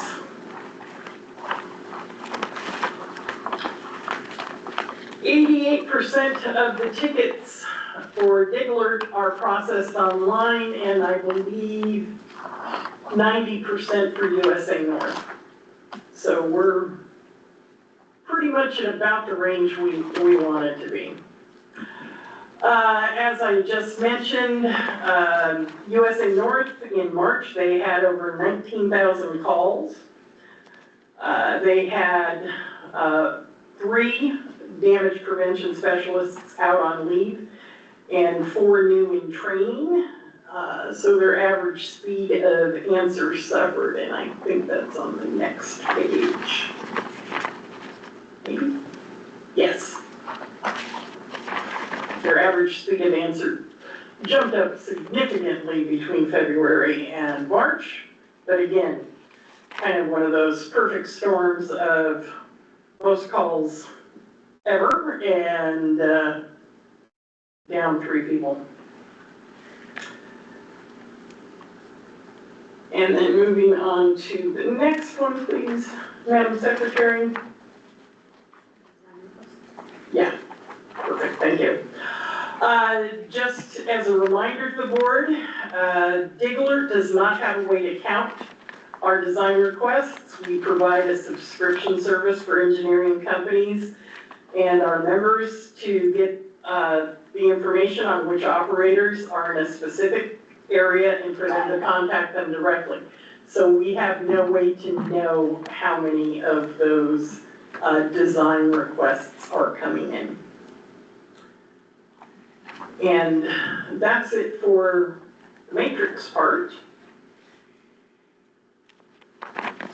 And then, if we can jump to the Dig Alert update. As was mentioned in our last meeting, 2026, Dig Alert is celebrating its 50th anniversary. It was on June 16th, 1976, that an oil pipeline was struck in Culver City that leveled a city block and 9 people passed away. Diggler opened on September 13, 1976, and took its first ticket on September 14th for a location in Laguna Niguel. Pacific Bell, SoCal Gas, and General Telephone were the operators that were notified. Orange County was the first county covered. Diglert has always known, Orange County was the first county covered, as Mr. Bloomstein earlier mentioned. City of Los Angeles back in 1980 was sponsoring legislation to make it mandatory for all operators to be members of the Regional Notification Center. So that's when we picked up some of the other counties here in Southern California. We have had our virtual events since COVID for outreach. And we've also known that before that, if we had events, safety awareness events with food, people would show up.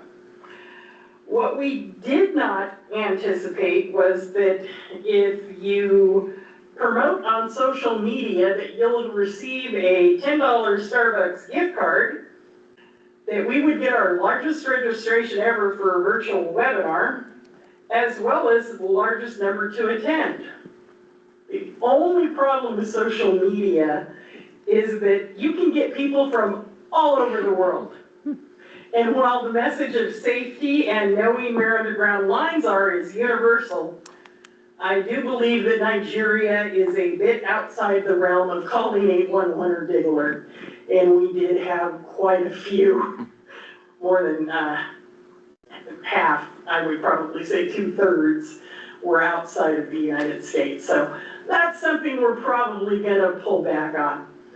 Our events are listed on our website, and we will definitely make sure we do a double check to make sure that they are people at least in the United States for notification about the 811 process. Thank you.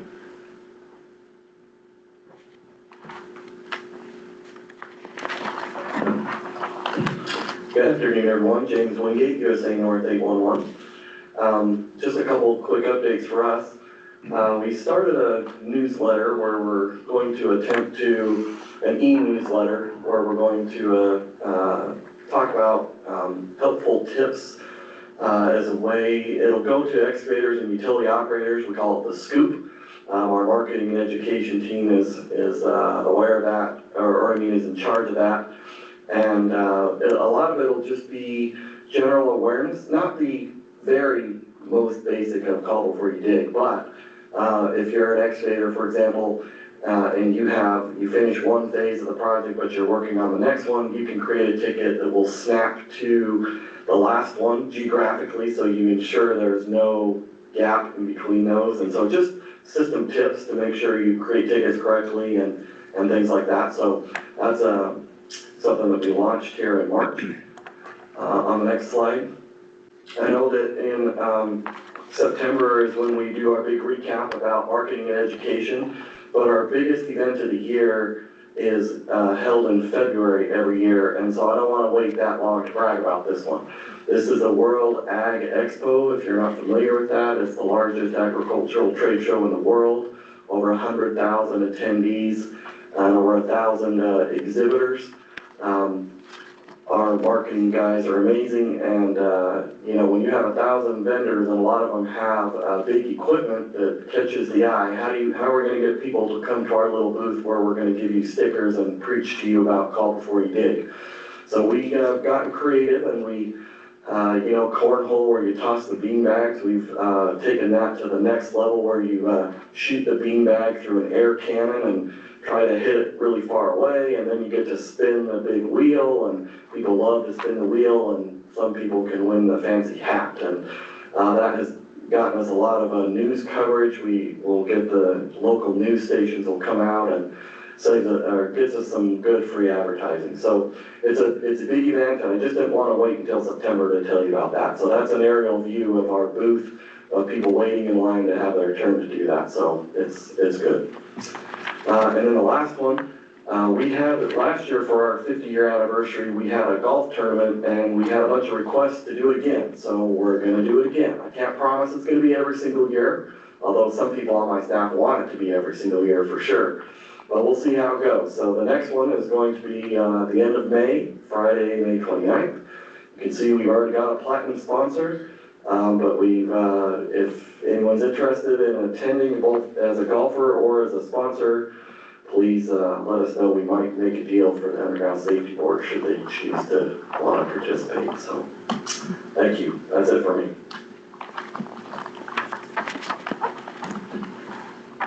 All right, thank you, Ms. Diamond, Mr. Wingate. We've got public comment on this item. We'd like to start with the in-person comments. If you'd like to make a comment, please approach the podium.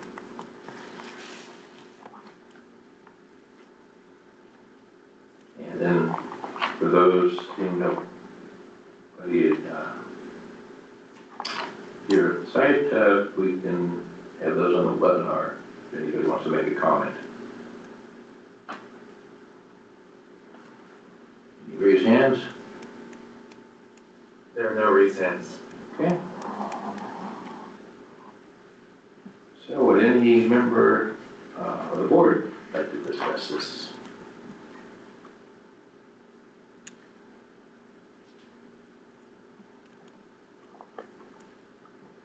I did notice the design requests numbers, at least Northern California, and I'm sure they're the same with Southern California.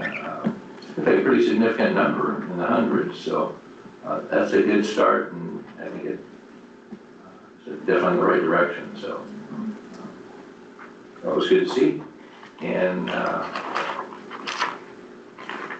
no other comments. So thank you very much. Moving on to the next item. Item 10, next item before the board is an information item on planning and design information exchange update. Yes, Ms. Hastings, please proceed. Thank you. Agenda item 10 provides an update on the development of the planning and design information exchange required under Government Code Section 4216.1B1. Following the February 2026 board meeting, the Planning and Design Committee conducted a second workshop focused on standard processes and ticket procedures associated with the information exchange. The committee also launched surveys earlier this month, one for designers and engineers and one for operators to gather additional input. These activities build on existing stakeholder feedback and are intended to inform regulatory language. The agenda item covers 3 areas. First, it summarizes what staff heard from stakeholders during the workshops. Second, it explains why establishing a dedicated information exchange is important, drawing on research and examples. And third, it presents questions on which staff is seeking board direction and stakeholder feedback before developing proposed regulatory language. Next slide. Both workshops were attended by designers, operators, R&C staff, excavators, and other public agency representatives. A full analysis of stakeholder input across all discussion topics is included in the report as attachment 1. Across every topic discussed, stakeholders expressed the same underlying need: a predictable, well-defined process with clear expectations for all parties. There was broad acknowledgement that the current system is insufficient for consistency in the planning and design process, and that standardized regulatory framework is necessary to resolve the inefficiencies and accountability gaps. Key areas of alignment include support for standardized response times, with flexibility for project complexity and scope, clear minimum information requirements for both requests and responses, and clear role definitions for designers, operators, and any other stakeholders involved in regulation rather than leaving obligations to voluntary practice. Stakeholders also broadly agree that qualified user verification and non-disclosure agreements represent a more workable approach to data security than broad access restrictions, and that outdated utility records should not continue to justify incomplete responses. Areas where stakeholders diverge include appropriate project thresholds for when the design exchange should be required, and whether and how operators should be able to recover costs for responding to such requests. The staff report addresses a lot of these concerns in greater detail. The report also presents research on why establishing an exchange is not only a statutory obligation, but a meaningful structural improvement. Currently, designers have no dedicated system for obtaining utility location information during the design phase, leading to workarounds that strain the 811 system and consume operator resources intended for active excavation activity. Based on stakeholder engagement to date, the staff report identifies key areas where board direction and stakeholder feedback is needed before regulatory language can be developed. Who qualifies as an eligible submitter of applying design requests when submission should be mandatory? If there are thresholds, how should they be balanced so they are not set too high, creating gaps that leave smaller but significant projects outside the system, or set too low, creating a workload that overwhelms operator response capacity and displaces resources from active excavation location networks? Operator response timelines, and whether uniform timeline is appropriate or whether timeline should be adjusted based on project scope, complexity, or stage of design. Minimum information requirements for both requests and responses, including what fields are required at initiation, such as project location, type, anticipated start date, contact information, and whether minimum information should be required in operator responses. Whether regulations should align with recognized standards, such as ASC 38 as a framework for communicating utility data quality and accuracy during the planning and design phase, and roles, responsibilities, and accountability for designers, operators, RNCs, and anyone included and responsible for initiating requests, facilitating communication, providing utility information, and whether a tracking or verification mechanism is needed to confirm that requests have been received and addressed. Next slide. On cost recovery, whether to defer regulatory language given various policy considerations. What is the appropriate mechanism for planning and design information exchange given current stakeholder reliance on the 811 system to meet these needs? How should regulations define the appropriate scope and use of planning and design requests to ensure it only supports design information exchange? How should regulations define expectations for design documents, standardizing minimum information requirements, and promoting more consistent delivery and planning level utility information?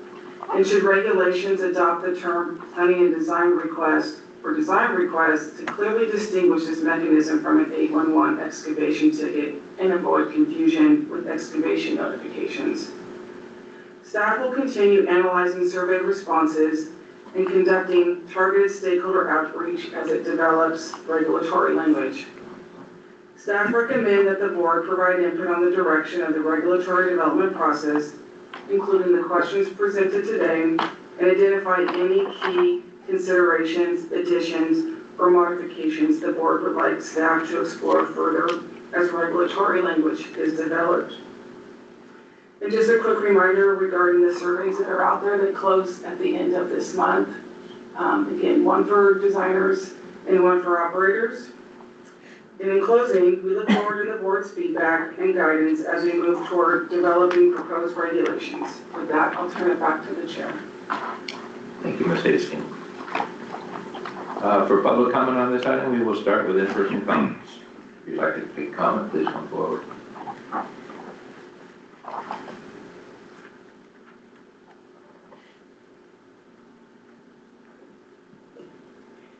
And I'm in with Diggler. requests are not necessarily handled by the same people that locate. Theoretically, the regional notification centers could send design requests. Going back previously, we made a ticket type back in 2018 in anticipation of taking design tickets. So both centers have already told their members that that could be a type of ticket, even though we would rather call it a request. Theoretically, we could send that to a separate delivery location than locate tickets. Something to consider, will design requests be required to have marks put on the ground? Both centers, the majority of our member types are water companies, and some of them are very small. They probably don't have the resources to comply with an ASCE 38/75 standards. These small companies aren't putting in new lines, so they're not changing how they keep their records. Trying to use a broad brush for every stakeholder, it can't really be done when you're considering requirements and regulations. In the information that was provided, the Australian system was cited as an example of a design system, in that maps are sent that are provided. However, when digging will be commencing, the excavator has to locate the lines themselves or get a locator to locate them. Thank you.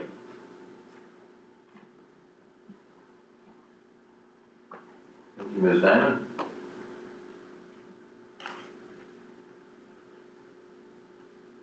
Seeing no further in-person comments, we'll move to the webinar.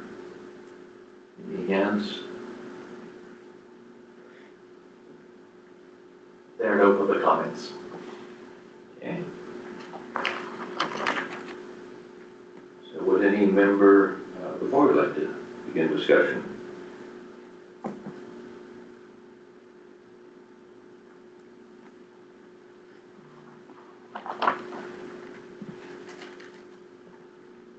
Member Simonian, I think the first thing you gotta decide is who's the request gonna go to, because as a third-party locator, records we have is proprietary, and we don't have the ability to pass that out. So if it went through the one-call system and got notified through the normal channels, some tickets come directly to utility quest without going to the utility operator, so that wouldn't work out. So it would have to go to a different mailbox or whatever, different delivery system.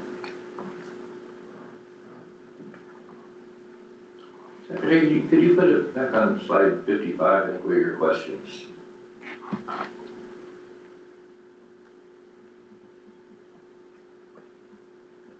And Ms. Hastings, these were questions you had listed as kind of seeking board input on. So,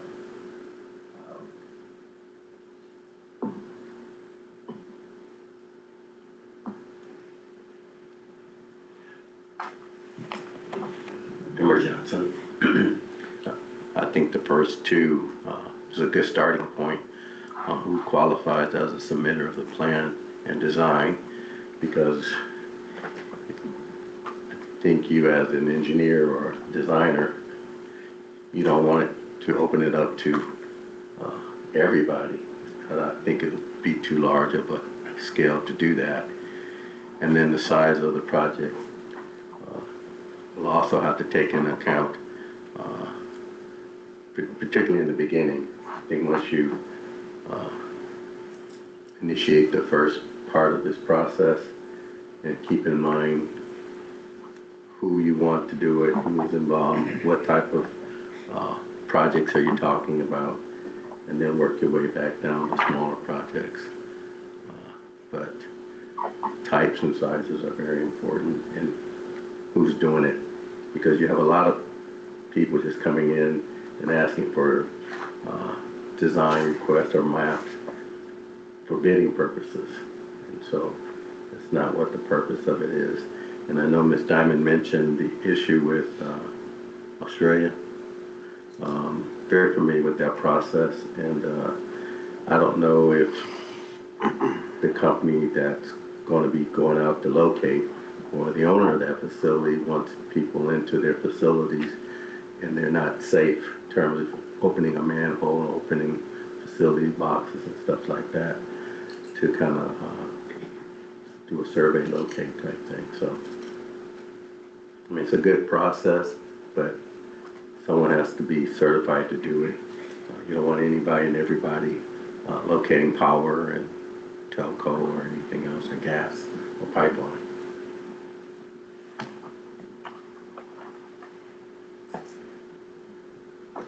Member Sorm, usually in the design process, your initial contact or request, I should say, is just for information, location, paper. You don't need to go out and mark. And generally, when you're doing plans, if there's a conflict within, if you can see it on the plans of all the different utilities, and you're trying to fit something in there, if it's within 2 feet of your conduit or your type of construction, then you'll ask for a pothole.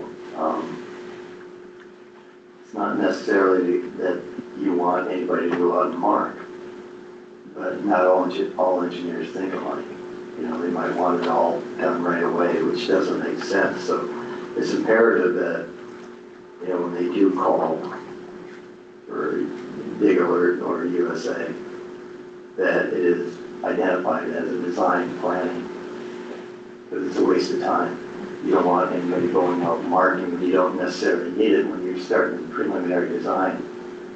And eventually they might have you ask, or they might ask for someone to go out and mark, but originally it's not. And from our discussions in our 2 meetings, it's like a 30-day notice anyway, or we're trying to get it to that 30-day notification or response back to the designer / planner.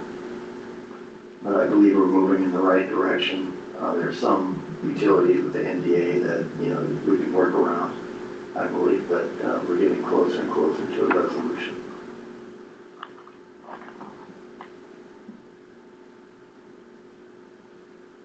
So Member Johns, yeah, this one is, I've been involved in SUE for half my career, I think, since they came up with the term. And so, and you can read the documentation on SUE. Back in the old days, you saved $5.68 per dollar spent on doing the upfront research and stuff on projects. That's, you know, just economic to the project, but it's also the damages and stuff. It's really more, they claim to be more like $20 per dollar spent. And because of the damages and inconvenience, it's a good system. But as Member Sarn was saying, it'd be a waste of time if you have small projects or stuff that's just, it has to be the right projects. So I think we do need to come up with a system that could, it's cost and time, and there's different variables, risks and things like that.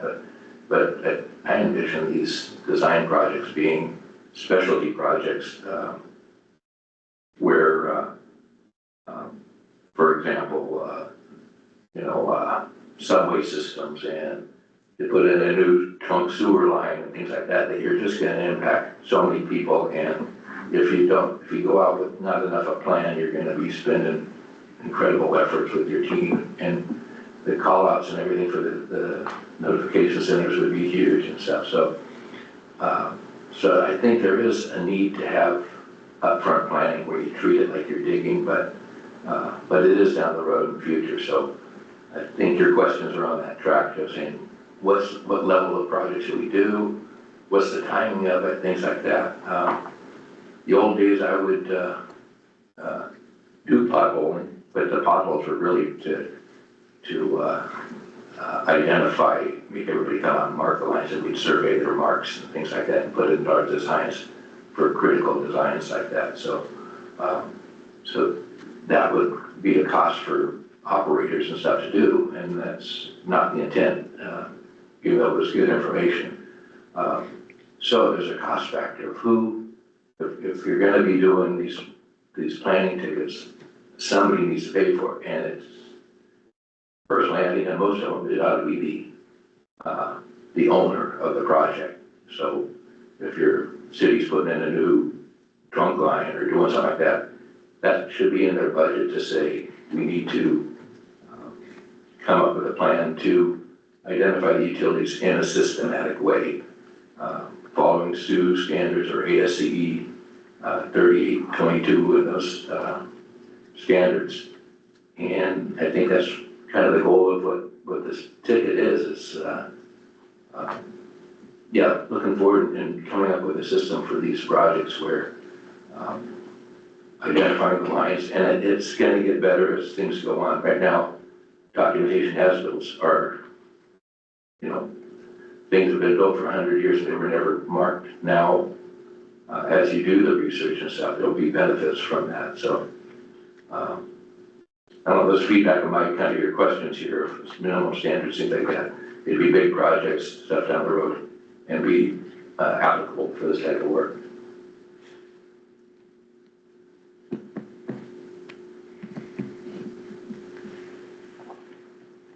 Member Johnson, wouldn't you think that it would have to be someone that's SU certified or qualifications? They have certifications, and there's a push by the professional engineering and surveyors to have their people specialists. Ideally, it would be kind of, they would oversee it and make it happen.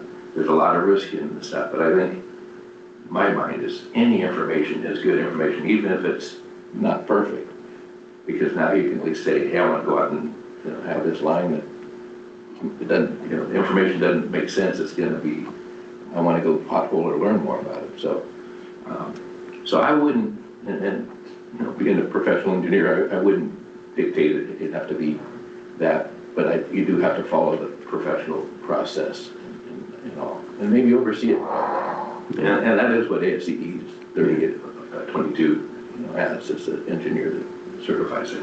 Operators would be concerned about who is asking for the information and what they're going to do with the information. So they probably would want to work with someone that's. Yeah, well, that's a really good point, which means our process ought to be not too restrictive that they're not going to give any information, because what if I'm wrong? I think you have to have that spirit of where this is information, general information. It's not for construction. You're just getting it, and then now when you see different records and stuff, you start overlay and see stuff where it is. Then the questions come up, and that's where that's the next phase of it. Is that you start having questions. Now you go target those questions, and it'll benefit everybody if we get to this system where And then it's a good point to say, if you're doing a project, you give that information back to the operators, so they have that information for the next time or for their system. So, as I usually say, it's the right direction. I know that when I was doing this, I would require them to send me a certified letter back, initiating who they were, and before I even processed or sent it over to my engineering group to provide information. Because if they're working for another utility, then there's no cost. We had that kind of agreement. But if it was not working for a utility, there may have been costs involved from the operator's perspective. So, then timelines, that's a big thing. In one of the states that I had, I was pretty much forced to locate design request. And if I didn't, and my stuff was in their way, then they would just force me to move my stuff. So, right. That's a good point though too. It's like the information is like your competitors could use it against you and things like that. So part of our system needs to address things like that. So you do have to show credentials to be getting this information, to give that comfort level to the operators. But it is And, you know, you'll hear a lot of national security and things like that, and sometimes that is important, and but for the most part, it's like, yeah, I think you need to justify why you're getting this information. And it could be as far as getting bonding or something for it, you know, a project, maybe that's the case, but yeah, non-disclosure statements and things like that. All those things need to be kind of, I think, processed in it, so. Yeah, I think Homeland Security has some things to do with it as well. I had a request years ago, and for a project, small, very small project, that happened to encompass where the vice president lived. And that information may have possibly gotten out if we didn't do our homework on it. There are cases, yeah, so that's, yeah, so I think there may be a process to include Homeland Security or something like that into the system, that, hey, we're doing this area and they can do it, their check or something. But just to summarize, I think it's important to do and have these projects. It could be 2 years down the road, but it's gonna save a lot of headaches for a lot of people, not just the community with the construction, but damaged facilities, things like that. Any rebuttals? All right. So seeing no further discussion, we'll proceed to the next item. So item 11, locator workload threshold update. Next item before the board is an information item on locator workload threshold.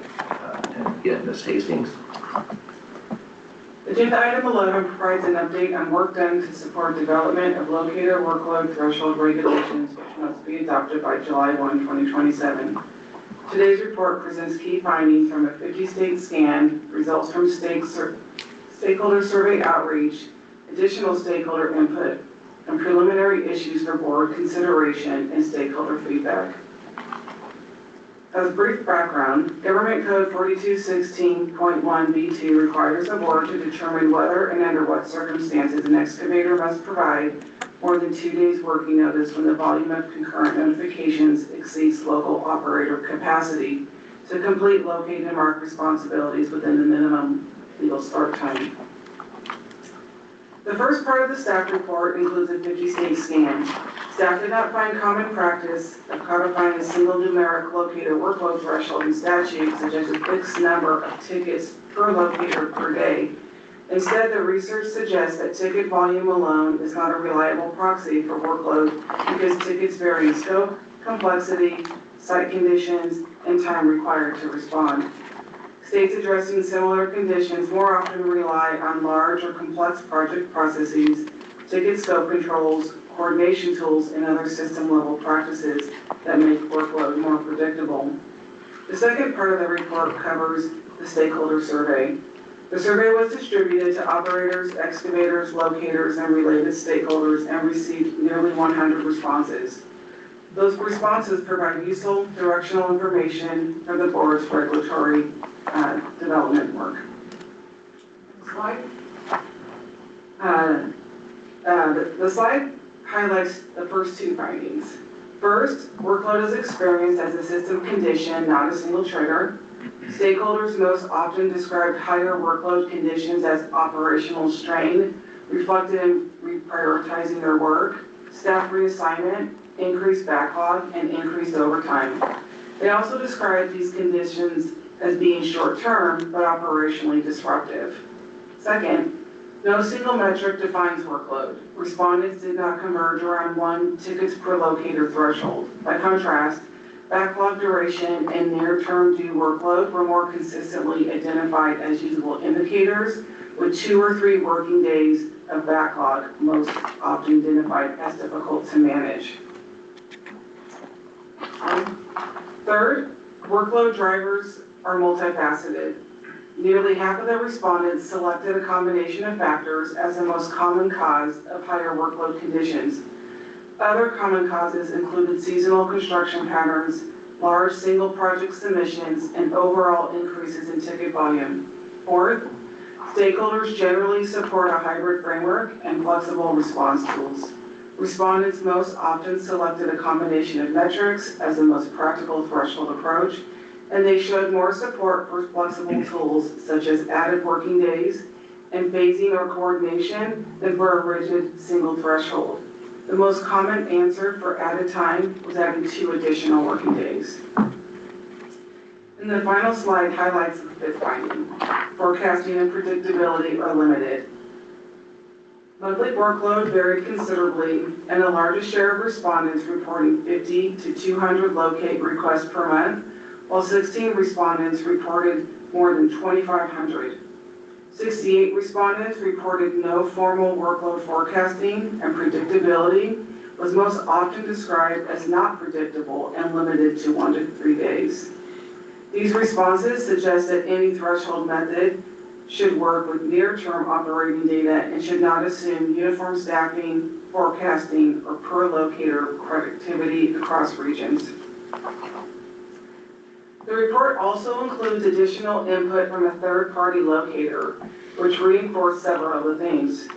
That input emphasized that ticket count alone is not a reliable measure of workload, that even 1 additional working day could materially improve performance during surge conditions, that project phasing or coordination would be helpful when larger volumes are submitted, and that incomplete or poor quality facility information can add time in the field, including where operators do not have clear information about whether facilities are underground and relevant to the excavation area. The report presents preliminary definitions for concurrent notifications, area, and capacity, followed by preliminary board questions on threshold structure, coordination, and workflow. Staff is asking the board and stakeholders for feedback on 2 main sets of questions. First, threshold structure. Should the framework account for concentrated activity from a single excavator, project sponsor, or related set of accounts within a defined area and time window? Should regulations treat large or complex work differently from routine ticket activity? Should the framework also account for geographic clustering and area-wide surge conditions regardless of excavator identity? And second, coordination and workflow. If threshold conditions are met, should the framework require more than 2 days working notice and additional coordination information, such as plan sequencing, segment dates, or project duration? And should the consequence of triggering earlier notice be limited to added time, or should it also include project coordination requirements? Should regulations require phasing, batching, when high volume or sustained work would otherwise generate concentrated locate demand? Should there be further evaluation on the intake side for improvements, such as requesting later marking dates and phasing, better ticket information through site visuals or clearer project details, and clearer operator-provided information about whether facilities are underground and relevant to excavation area? And finally, should there be further evaluation of ticketing behaviors that can amplify surge workload, such as large bursts of automated tickets, repeated reticketing for inactive work, or redundant tickets that are covering the same area? Staff recommends that the board provide feedback on the conditions, metrics, and response tools that warrant further evaluation as locator workload threshold regulations are developed, and that stakeholder outreach and additional evaluation continue as this work moves forward. In closing, this item is intended to help the board consider how locator workload should be understood, what indicators may be most useful in identifying when capacity has been exceeded, and what preliminary issues warrant further development. With that, I will turn it back to the chair. Thank you, Ms. Hastings. For public comment, we'll start with in-person comments.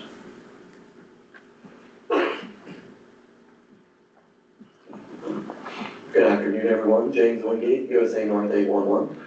I just wanted to give a timely example of this problem in action. A couple weeks ago, I had a call from a small rural telephone company that's in the mountains. In the month of February, they got 63 total tickets from us in the entire month of February. Then on March 30th, they got 470 tickets in one day. for power pole test and treat work. Obviously, they can't handle that. These are all being done for one utility. I'm highly skeptical that the excavator can complete 470 power poles within 28 calendar days.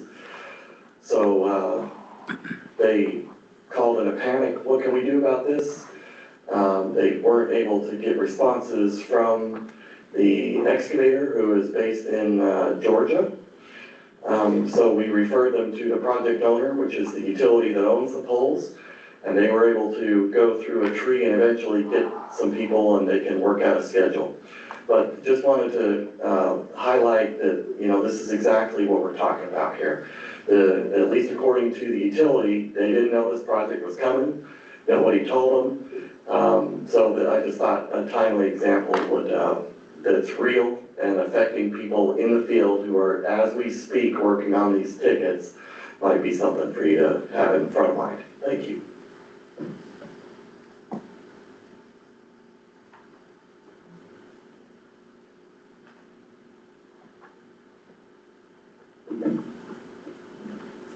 And I'm in with Degler. In the report, there was information about a lot of tickets, renewals and everything else. I believe volatility should be looked at for new tickets.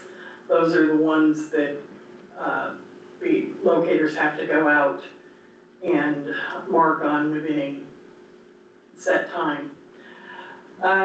Dillard has been telling excavators that they can get tickets up to 14 days in advance, as well as to try and only do the number of tickets that they can reasonably complete in 28 days. I also believe that the definition of an area by city or county boundary could be problematic.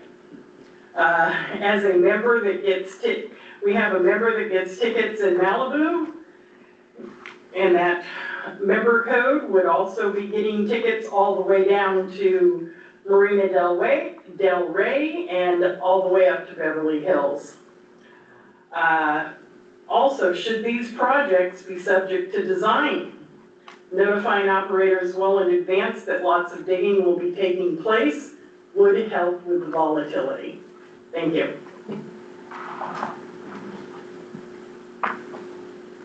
Ms. Wingate? Mr. Wingate and Ms. Diamond. Any webinar hands?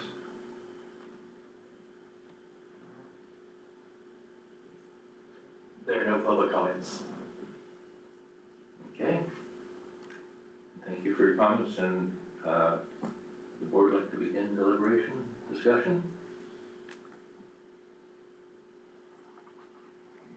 Member Simonian, with the example that Mr. Wingate brought up, it's very hard for a small company that locates, let's say they locate their own infrastructure, they get 68 normally, 400 something.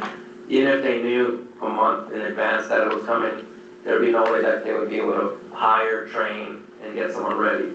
And then let's say they did hire someone, 2 people, got them trained and got them ready, and then the next month the ticket volume drops back to 68. What are they supposed to do with the extra people? So it's it's a complex issue that needs to get addressed, but finding a fix all is gonna be complicated. There's gotta be a way to make it a marking schedule. Even when the contractor is saying, I'm gonna dig no matter what, there's gotta be a way to say, we can only do so much at a time.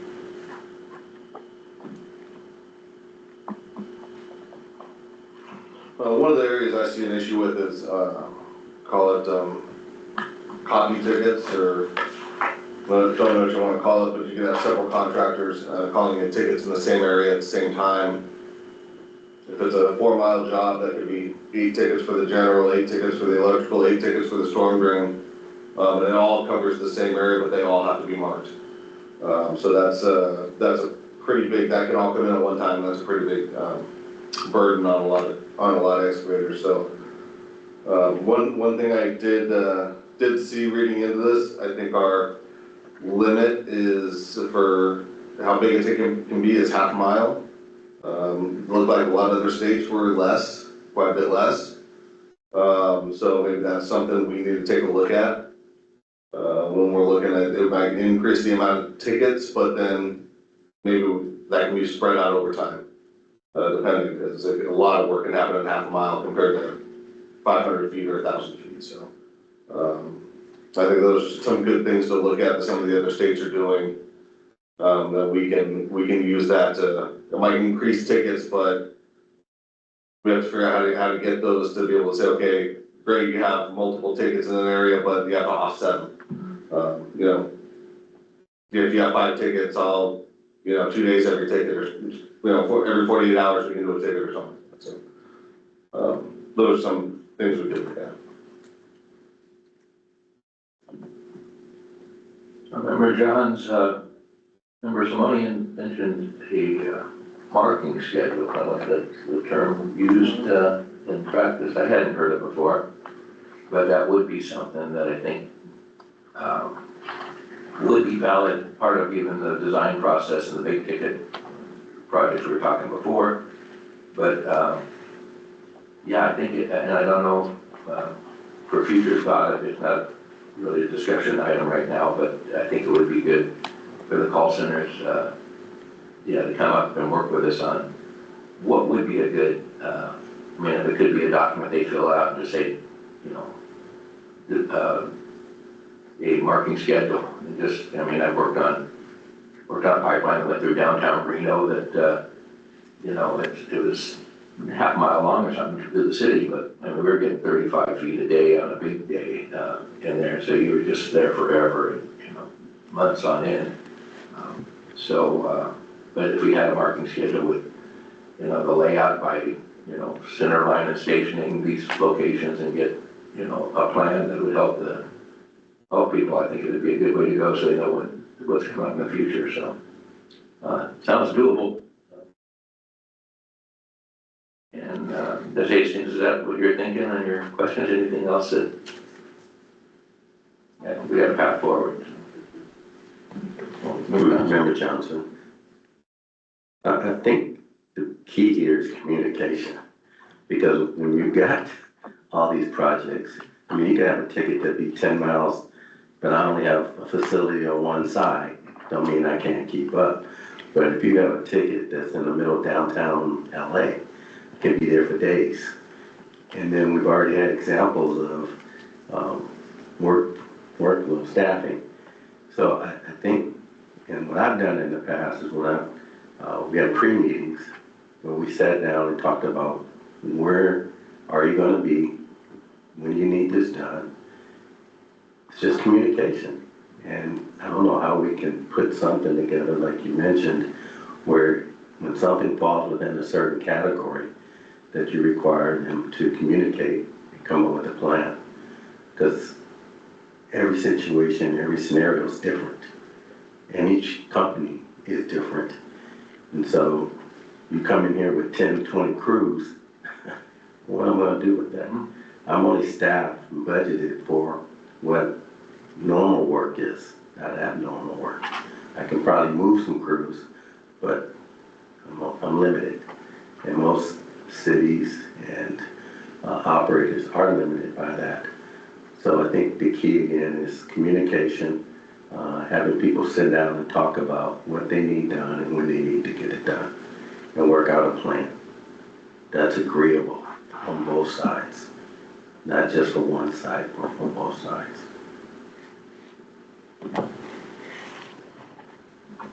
Member Simonian, and about 90% of the contractors are great at saying we're gonna be here to here today, but then you got the 10% that are just, the law says, I got 2 working days, I'm gonna start digging no matter what, so that's where the disconnect is, as far as communication goes. Yeah, they should have a construction schedule and know, and just backload that to say, hey, I need markings this area by then, but it seems like there's some type of tools that would help with that, so. Looks like we got a path forward.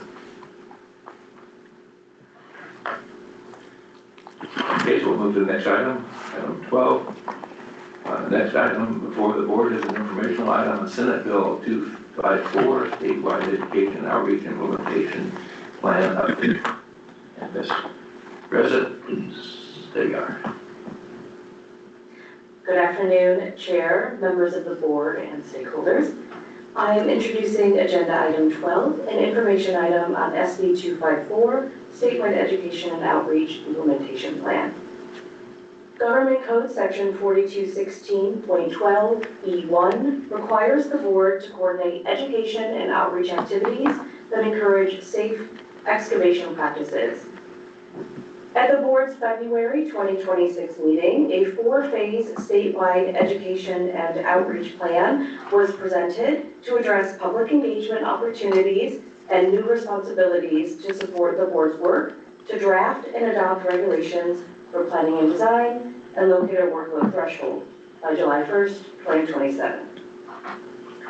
Today's agenda item focuses on recent work conducted for the first 2 phases of that plan, including supporting public participation in the regulatory development process and increasing stakeholder awareness of recent and upcoming changes to the law. As Ms. Hastings has presented today, the board held a planning and design workshop in February and opened a locator workload threshold survey in March. For the planning and design workshop, over 70 outreach emails were sent with a focus on reaching out to industry associations and engineering firms. This outreach contributed to the total number of workshop participants, which was 82. The workshop was attended by a variety of stakeholders, seeing the highest participation from utility operators. Next slide, please. Thank you. And one more. Analysis also showed that the highest participation was from the general Southern California region. Next slide. For the locator workload threshold survey, over 75 outreach emails were sent with a focus on utility operators and locators, which helped drive 98 responses. Next slide. As part of the survey, respondents were asked to self-identify which stakeholder category best described them. The highest response rate was from those that categorize themselves as in-house locators, closely followed by those who selected their role as both operator and excavator. Next slide, please. Analysis also showed that the highest participation was from the general Southern California region. Statewide and nationwide research is being done to inform the development of a statewide public awareness campaign that will be launched to share information about changes to the law that will take effect when the new regulations are adopted. These early engagement insights and continuing research will help inform future education and outreach efforts and will continue to be shared with the policy unit and board committees to support the ongoing regulatory development. With that, I return it to the chair. Thank you, Ms. Risa. Public comments on this item? We'll start with in-person comments.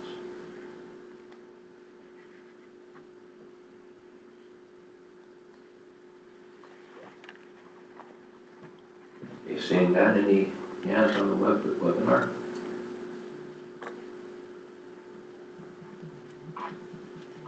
There are no raised hands. Thank you. Okay, would any member anything to discuss here?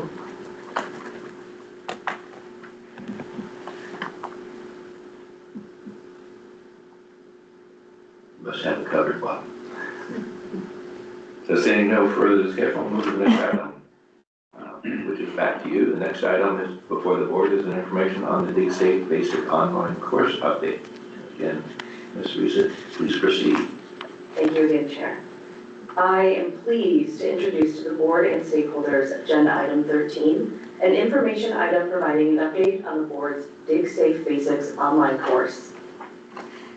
Again, Government Code Section 4216.12B1 requires the board to coordinate education and outreach activities that encourage safe excavation practices. The board's online Dig Safe Basics course was developed in response to the need for more accessible safety training and expands access to that training to a broader audience. Today's agenda item is a notification that the online course is now available for public access. The self-paced course is offered in both English and Spanish at no cost and provides foundational training on safe excavation practices. Next slide, please. The course uses case studies and interactive content with several activities and knowledge checks built into the material. Next slide, please. And the course can be used as a free education resource by industry associations and groups, business owners, and individuals looking to proactively increase their knowledge of safe excavation practices. This report includes step-by-step instructions for creating a user account and for accessing the course online. This update has been provided for the board's awareness of the course launch, with a recommendation for the board to receive and file this report. With that, I return it to the chair. Thank you, Teresa. Any public comments on this item?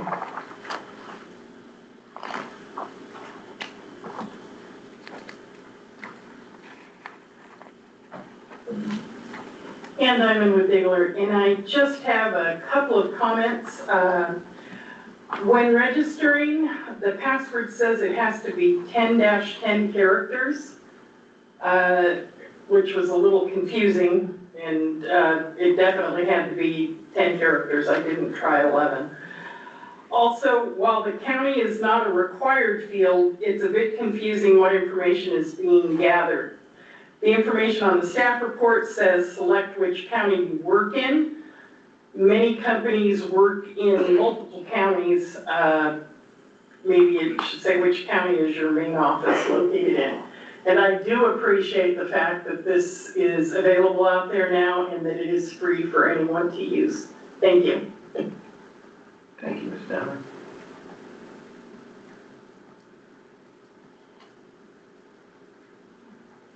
Seeing no other public comments, any webinar hands?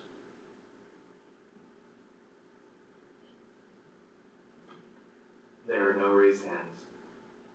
Okay. Would any member of the board like to begin discussion?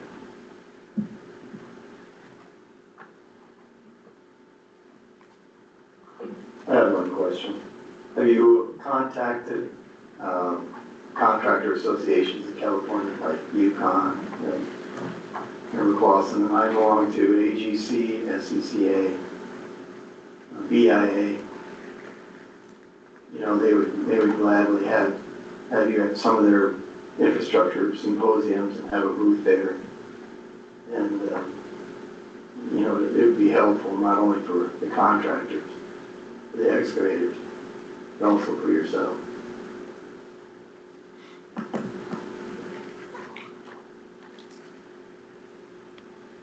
Remember, John, have we had any feedback yet on folks that have done this yet?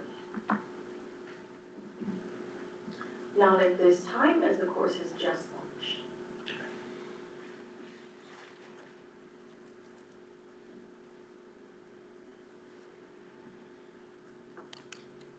Okay, seeing no further discussion, we'll move to the next item.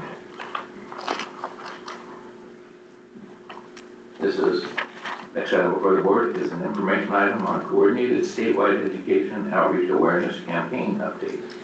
Again, Ms. Riverside. Thank you again, Chair. Members of the board and stakeholders, item 14 is an information item that includes an update on the coordinated statewide education and outreach awareness campaign. I'll note one more time that Government Code Section 4216.12B1 requires the board to coordinate education and outreach activities that encourage safe excavation practices. At the November 2025 meeting, the board approved the work plan, which includes the implementation of a statewide public awareness campaign to address failure to notify the 811 center as a safety issue, which national research has identified as the largest individual root cause of damages. The implementation plan for that campaign was presented at the February board meeting. This report summarizes the board's ongoing work for this campaign including collecting and analyzing data to support the development of planning and research, drafting key messages, and determining target audiences. The campaign content will focus on common themes that answer these questions for the audience. What happens when safe excavation practices aren't followed? Why should I care whether someone is following safe digging practices or not? How can I protect myself, my coworkers, and my community from the dangers of unsafe digging? Research is being done to gain a deeper understanding of issues that stakeholders have brought to the Education and Outreach Committee. During workshops held in 2025, the committee heard from stakeholders that one of the reasons people don't call 811 is because they can't see underground infrastructure. It's out of sight, out of mind. Data is being collected to learn more about the network of underground installations in California and to help tell the story that even though underground infrastructure is not visible, damage can have wide-reaching impacts and endanger lives.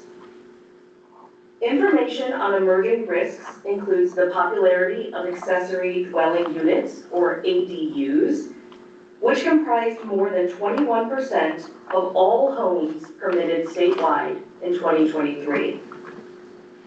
Additional data is being collected and will be considered when developing campaign content and when determining areas where outreach and partnership efforts can be focused. Several public safety campaigns have been analyzed to better understand how messaging can be developed and implemented for the campaign in California.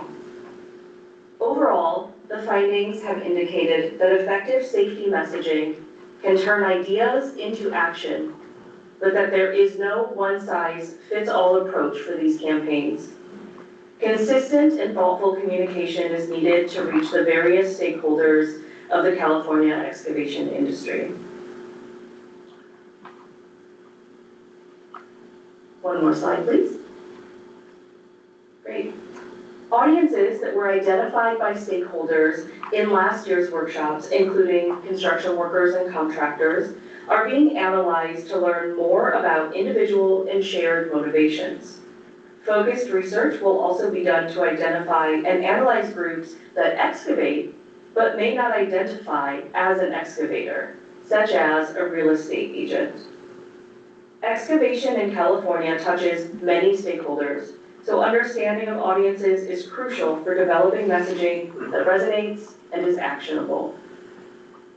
Staff recommend that the board provide input on the direction of the campaign development, specifically if there are any key considerations, additions, or modifications to explore as the work moves forward. With that, I'll return it to the chair. Thank you, Teresa. Any public comments on this?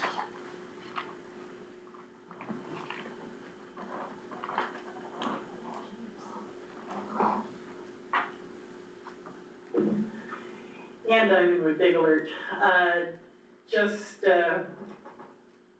last September, and actually last year when some of this information was being gathered, the California Regional Common Ground Alliance had created a group of subject matter experts to come up with some ideas on how to reach people with the 811 message. And that was presented at the September education meeting. Some of them were low-tech ideas, kind of going along with ideas of bullet point messages, letting people know the reason why they should get a ticket first. And there were a few bullet points to be included on door hangers, things like 811 so you won't need 911. Thank you.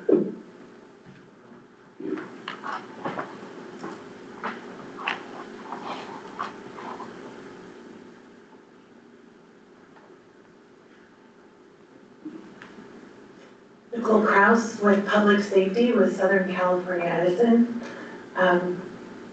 It's been an interesting education sitting here today listening to all of this. I wanted to speak on the fact that while we have a data-driven effort here to understand some of the key leading indicators as to why things aren't marked, or how we could potentially have outreach to engage people in the idea of calling for marking, I don't see a large drive in understanding what the adverse outcomes are, serious injuries, fatalities, close calls to members of the public and or workers that would then drive what those messages should be when we're out there engaging the public. From my point of view, I get the very anecdotal incidents where somebody's been seriously injured. In the last 16 years, we have not had a fatality, thankfully, due to a dig. But what I can say is a lot of those drivers had nothing to do with not having a ticket. Things were marked. Things happened in the field. We don't know, but we're not able to know because most of the data that's collected through CARGA and the Common Ground Alliance is largely unknown. They're just gaps in data that don't help us drive improvements in safety. And as the safety board, Edison and our peer utilities feel it is important to understand how that data can be better collected so that our campaigns and outreaches are more effective to the appropriate parties doing specific types of digging and not just generically messaging everybody the same way. Thank you. Thank you.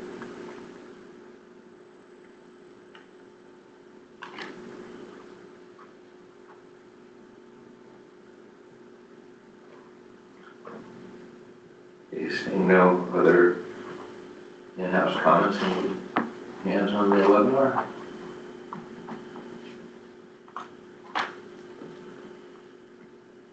There are no public comments. Okay. Any board member like to begin discussion?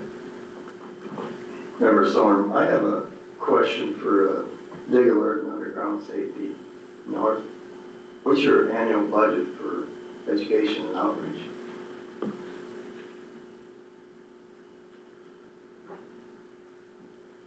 Ballpark.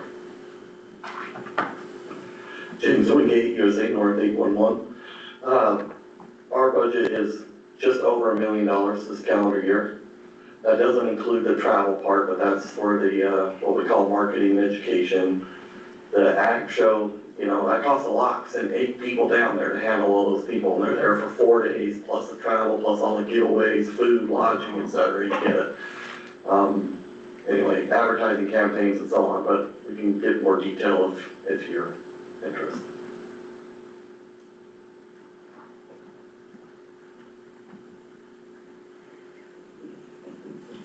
And I'm in with Dig Alert, and ours is between $500,000 and $750,000 for our budget, for advertising and marketing.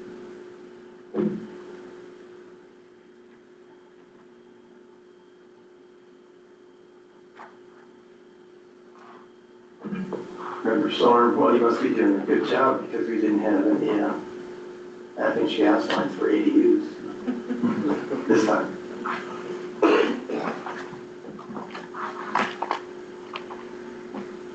Member John, I do appreciate the ADU investigation on that. I do think there's some low-hanging fruit on that vine. I'm sure the gas company knows it. You know, a lot of those calls are just backyard excavators that are, you know, but we see those NOPVs happening, and so getting that word out and educating just new subjects, and I also appreciate what Edison saying too, is like we have, you know, done a good job on getting our education program going as part of our staff and our team, and now it's like build on it and keep going. So I want to encourage you to keep it up.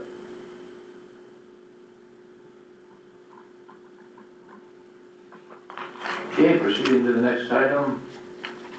Next item, the board member public engagement reports regarding any relevant experiences with the public relating to the board or safe excavation practices. We would begin with board comments followed by public comments.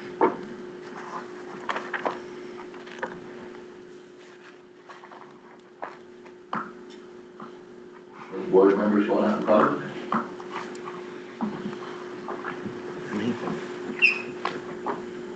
All right, I don't think we've been out this last couple of weeks or months, so.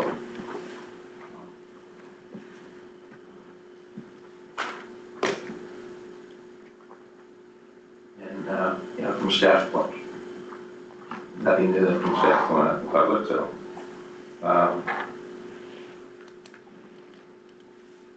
Any public comment on this item?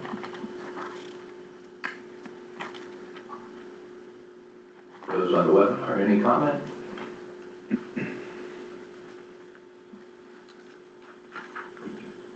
There are no raised hands.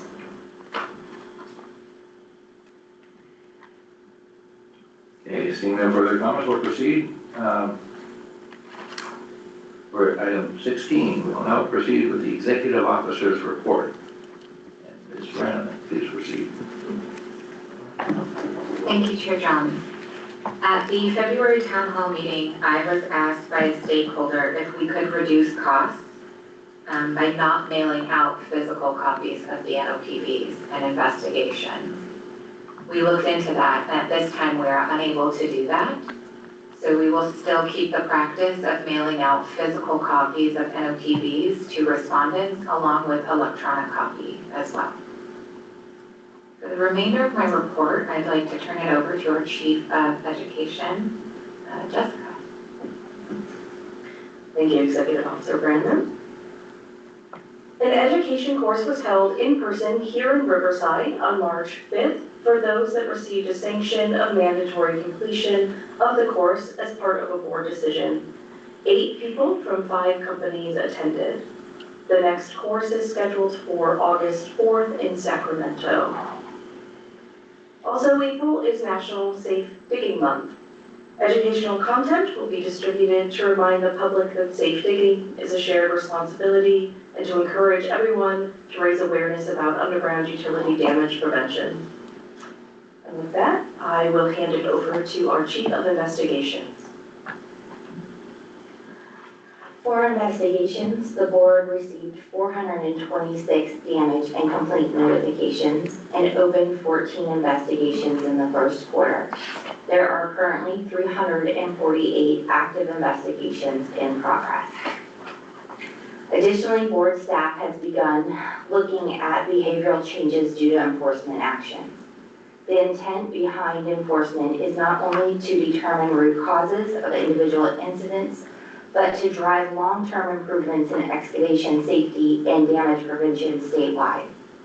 To support that goal, board staff has begun analyzing notice of probable violation responses and post-board decision activities for entities that received a violation within the No 811 pilot program to determine whether their 811 practices improved and whether enforcement actions are influencing positive behavior shifts. Today, I will provide some preliminary examples of the analysis. In this first example, the red line shows the date of the incident. The purple dotted line shows when the notice of probable violation was issued. The blue dotted line shows when the board heard the case and issued a decision. The chart demonstrates the behavior of not calling 811 both before and after the incident. However, demonstrates once the notice of probable violation was issued, the entity started calling 811 tickets more consistently. Next slide, please.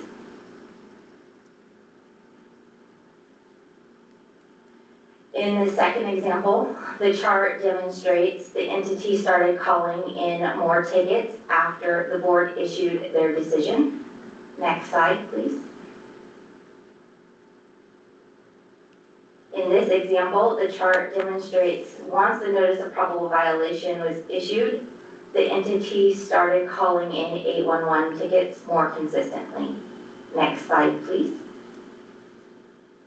Additionally, The board has received responses to notice of probable violations demonstrating changes, highlighting changes within the organization, such as updating processes and procedures regarding calling 811 prior to excavating, reviewing ticket information during daily tailgate meetings, adding 811 reminder keychains and stickers on equipment, and updating procedures to include reporting gas damages to 911. Board staff will continue to analyze information to evaluate the enforcement actions are not just corrective in the moment, but are improving safety statewide in the long term. I will now turn the executive officer's update over to Executive Officer Brennan. And that concludes my report. Thank you. Thank you, Ms. Brandon. For public comment on this item, we'll start with in-person comments.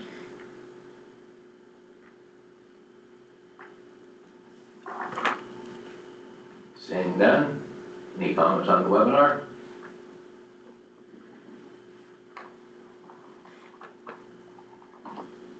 There are no public comments. Okay.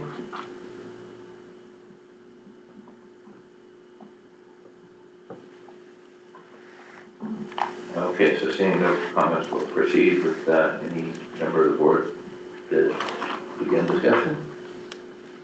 Member Storm, how many incidents are you doing under investigation right now? 320? 348. 48. And how many staff do you have to investigate 348?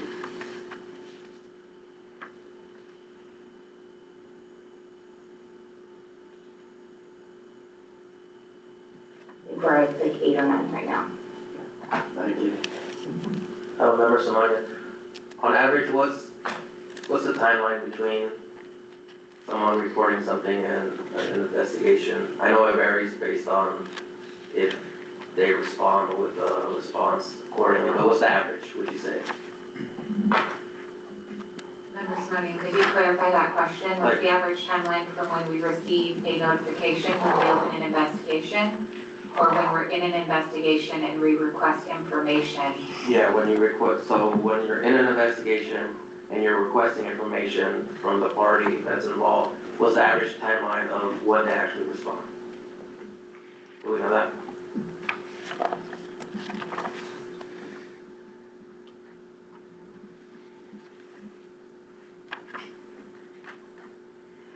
The timeline can vary. Sometimes we will send out information requests and we will hear back from an excavator or an operator, and then we have to do follow-up on some additional information regarding the incident.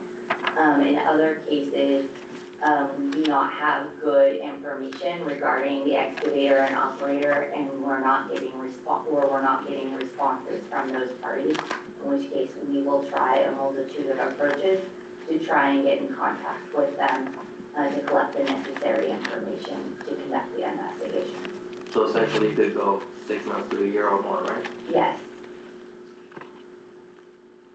Right, thanks.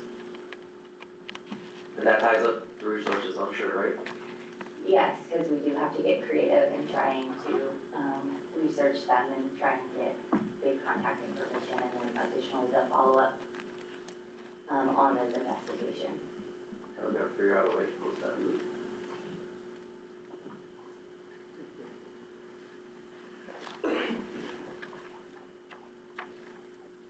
Member Storm, again, just the two that we voted on today, that's about an 1.5 inch thick of paper.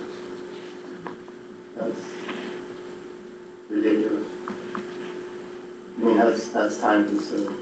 So my hat's off to 8, 9 people to handle 348. Unbelievable.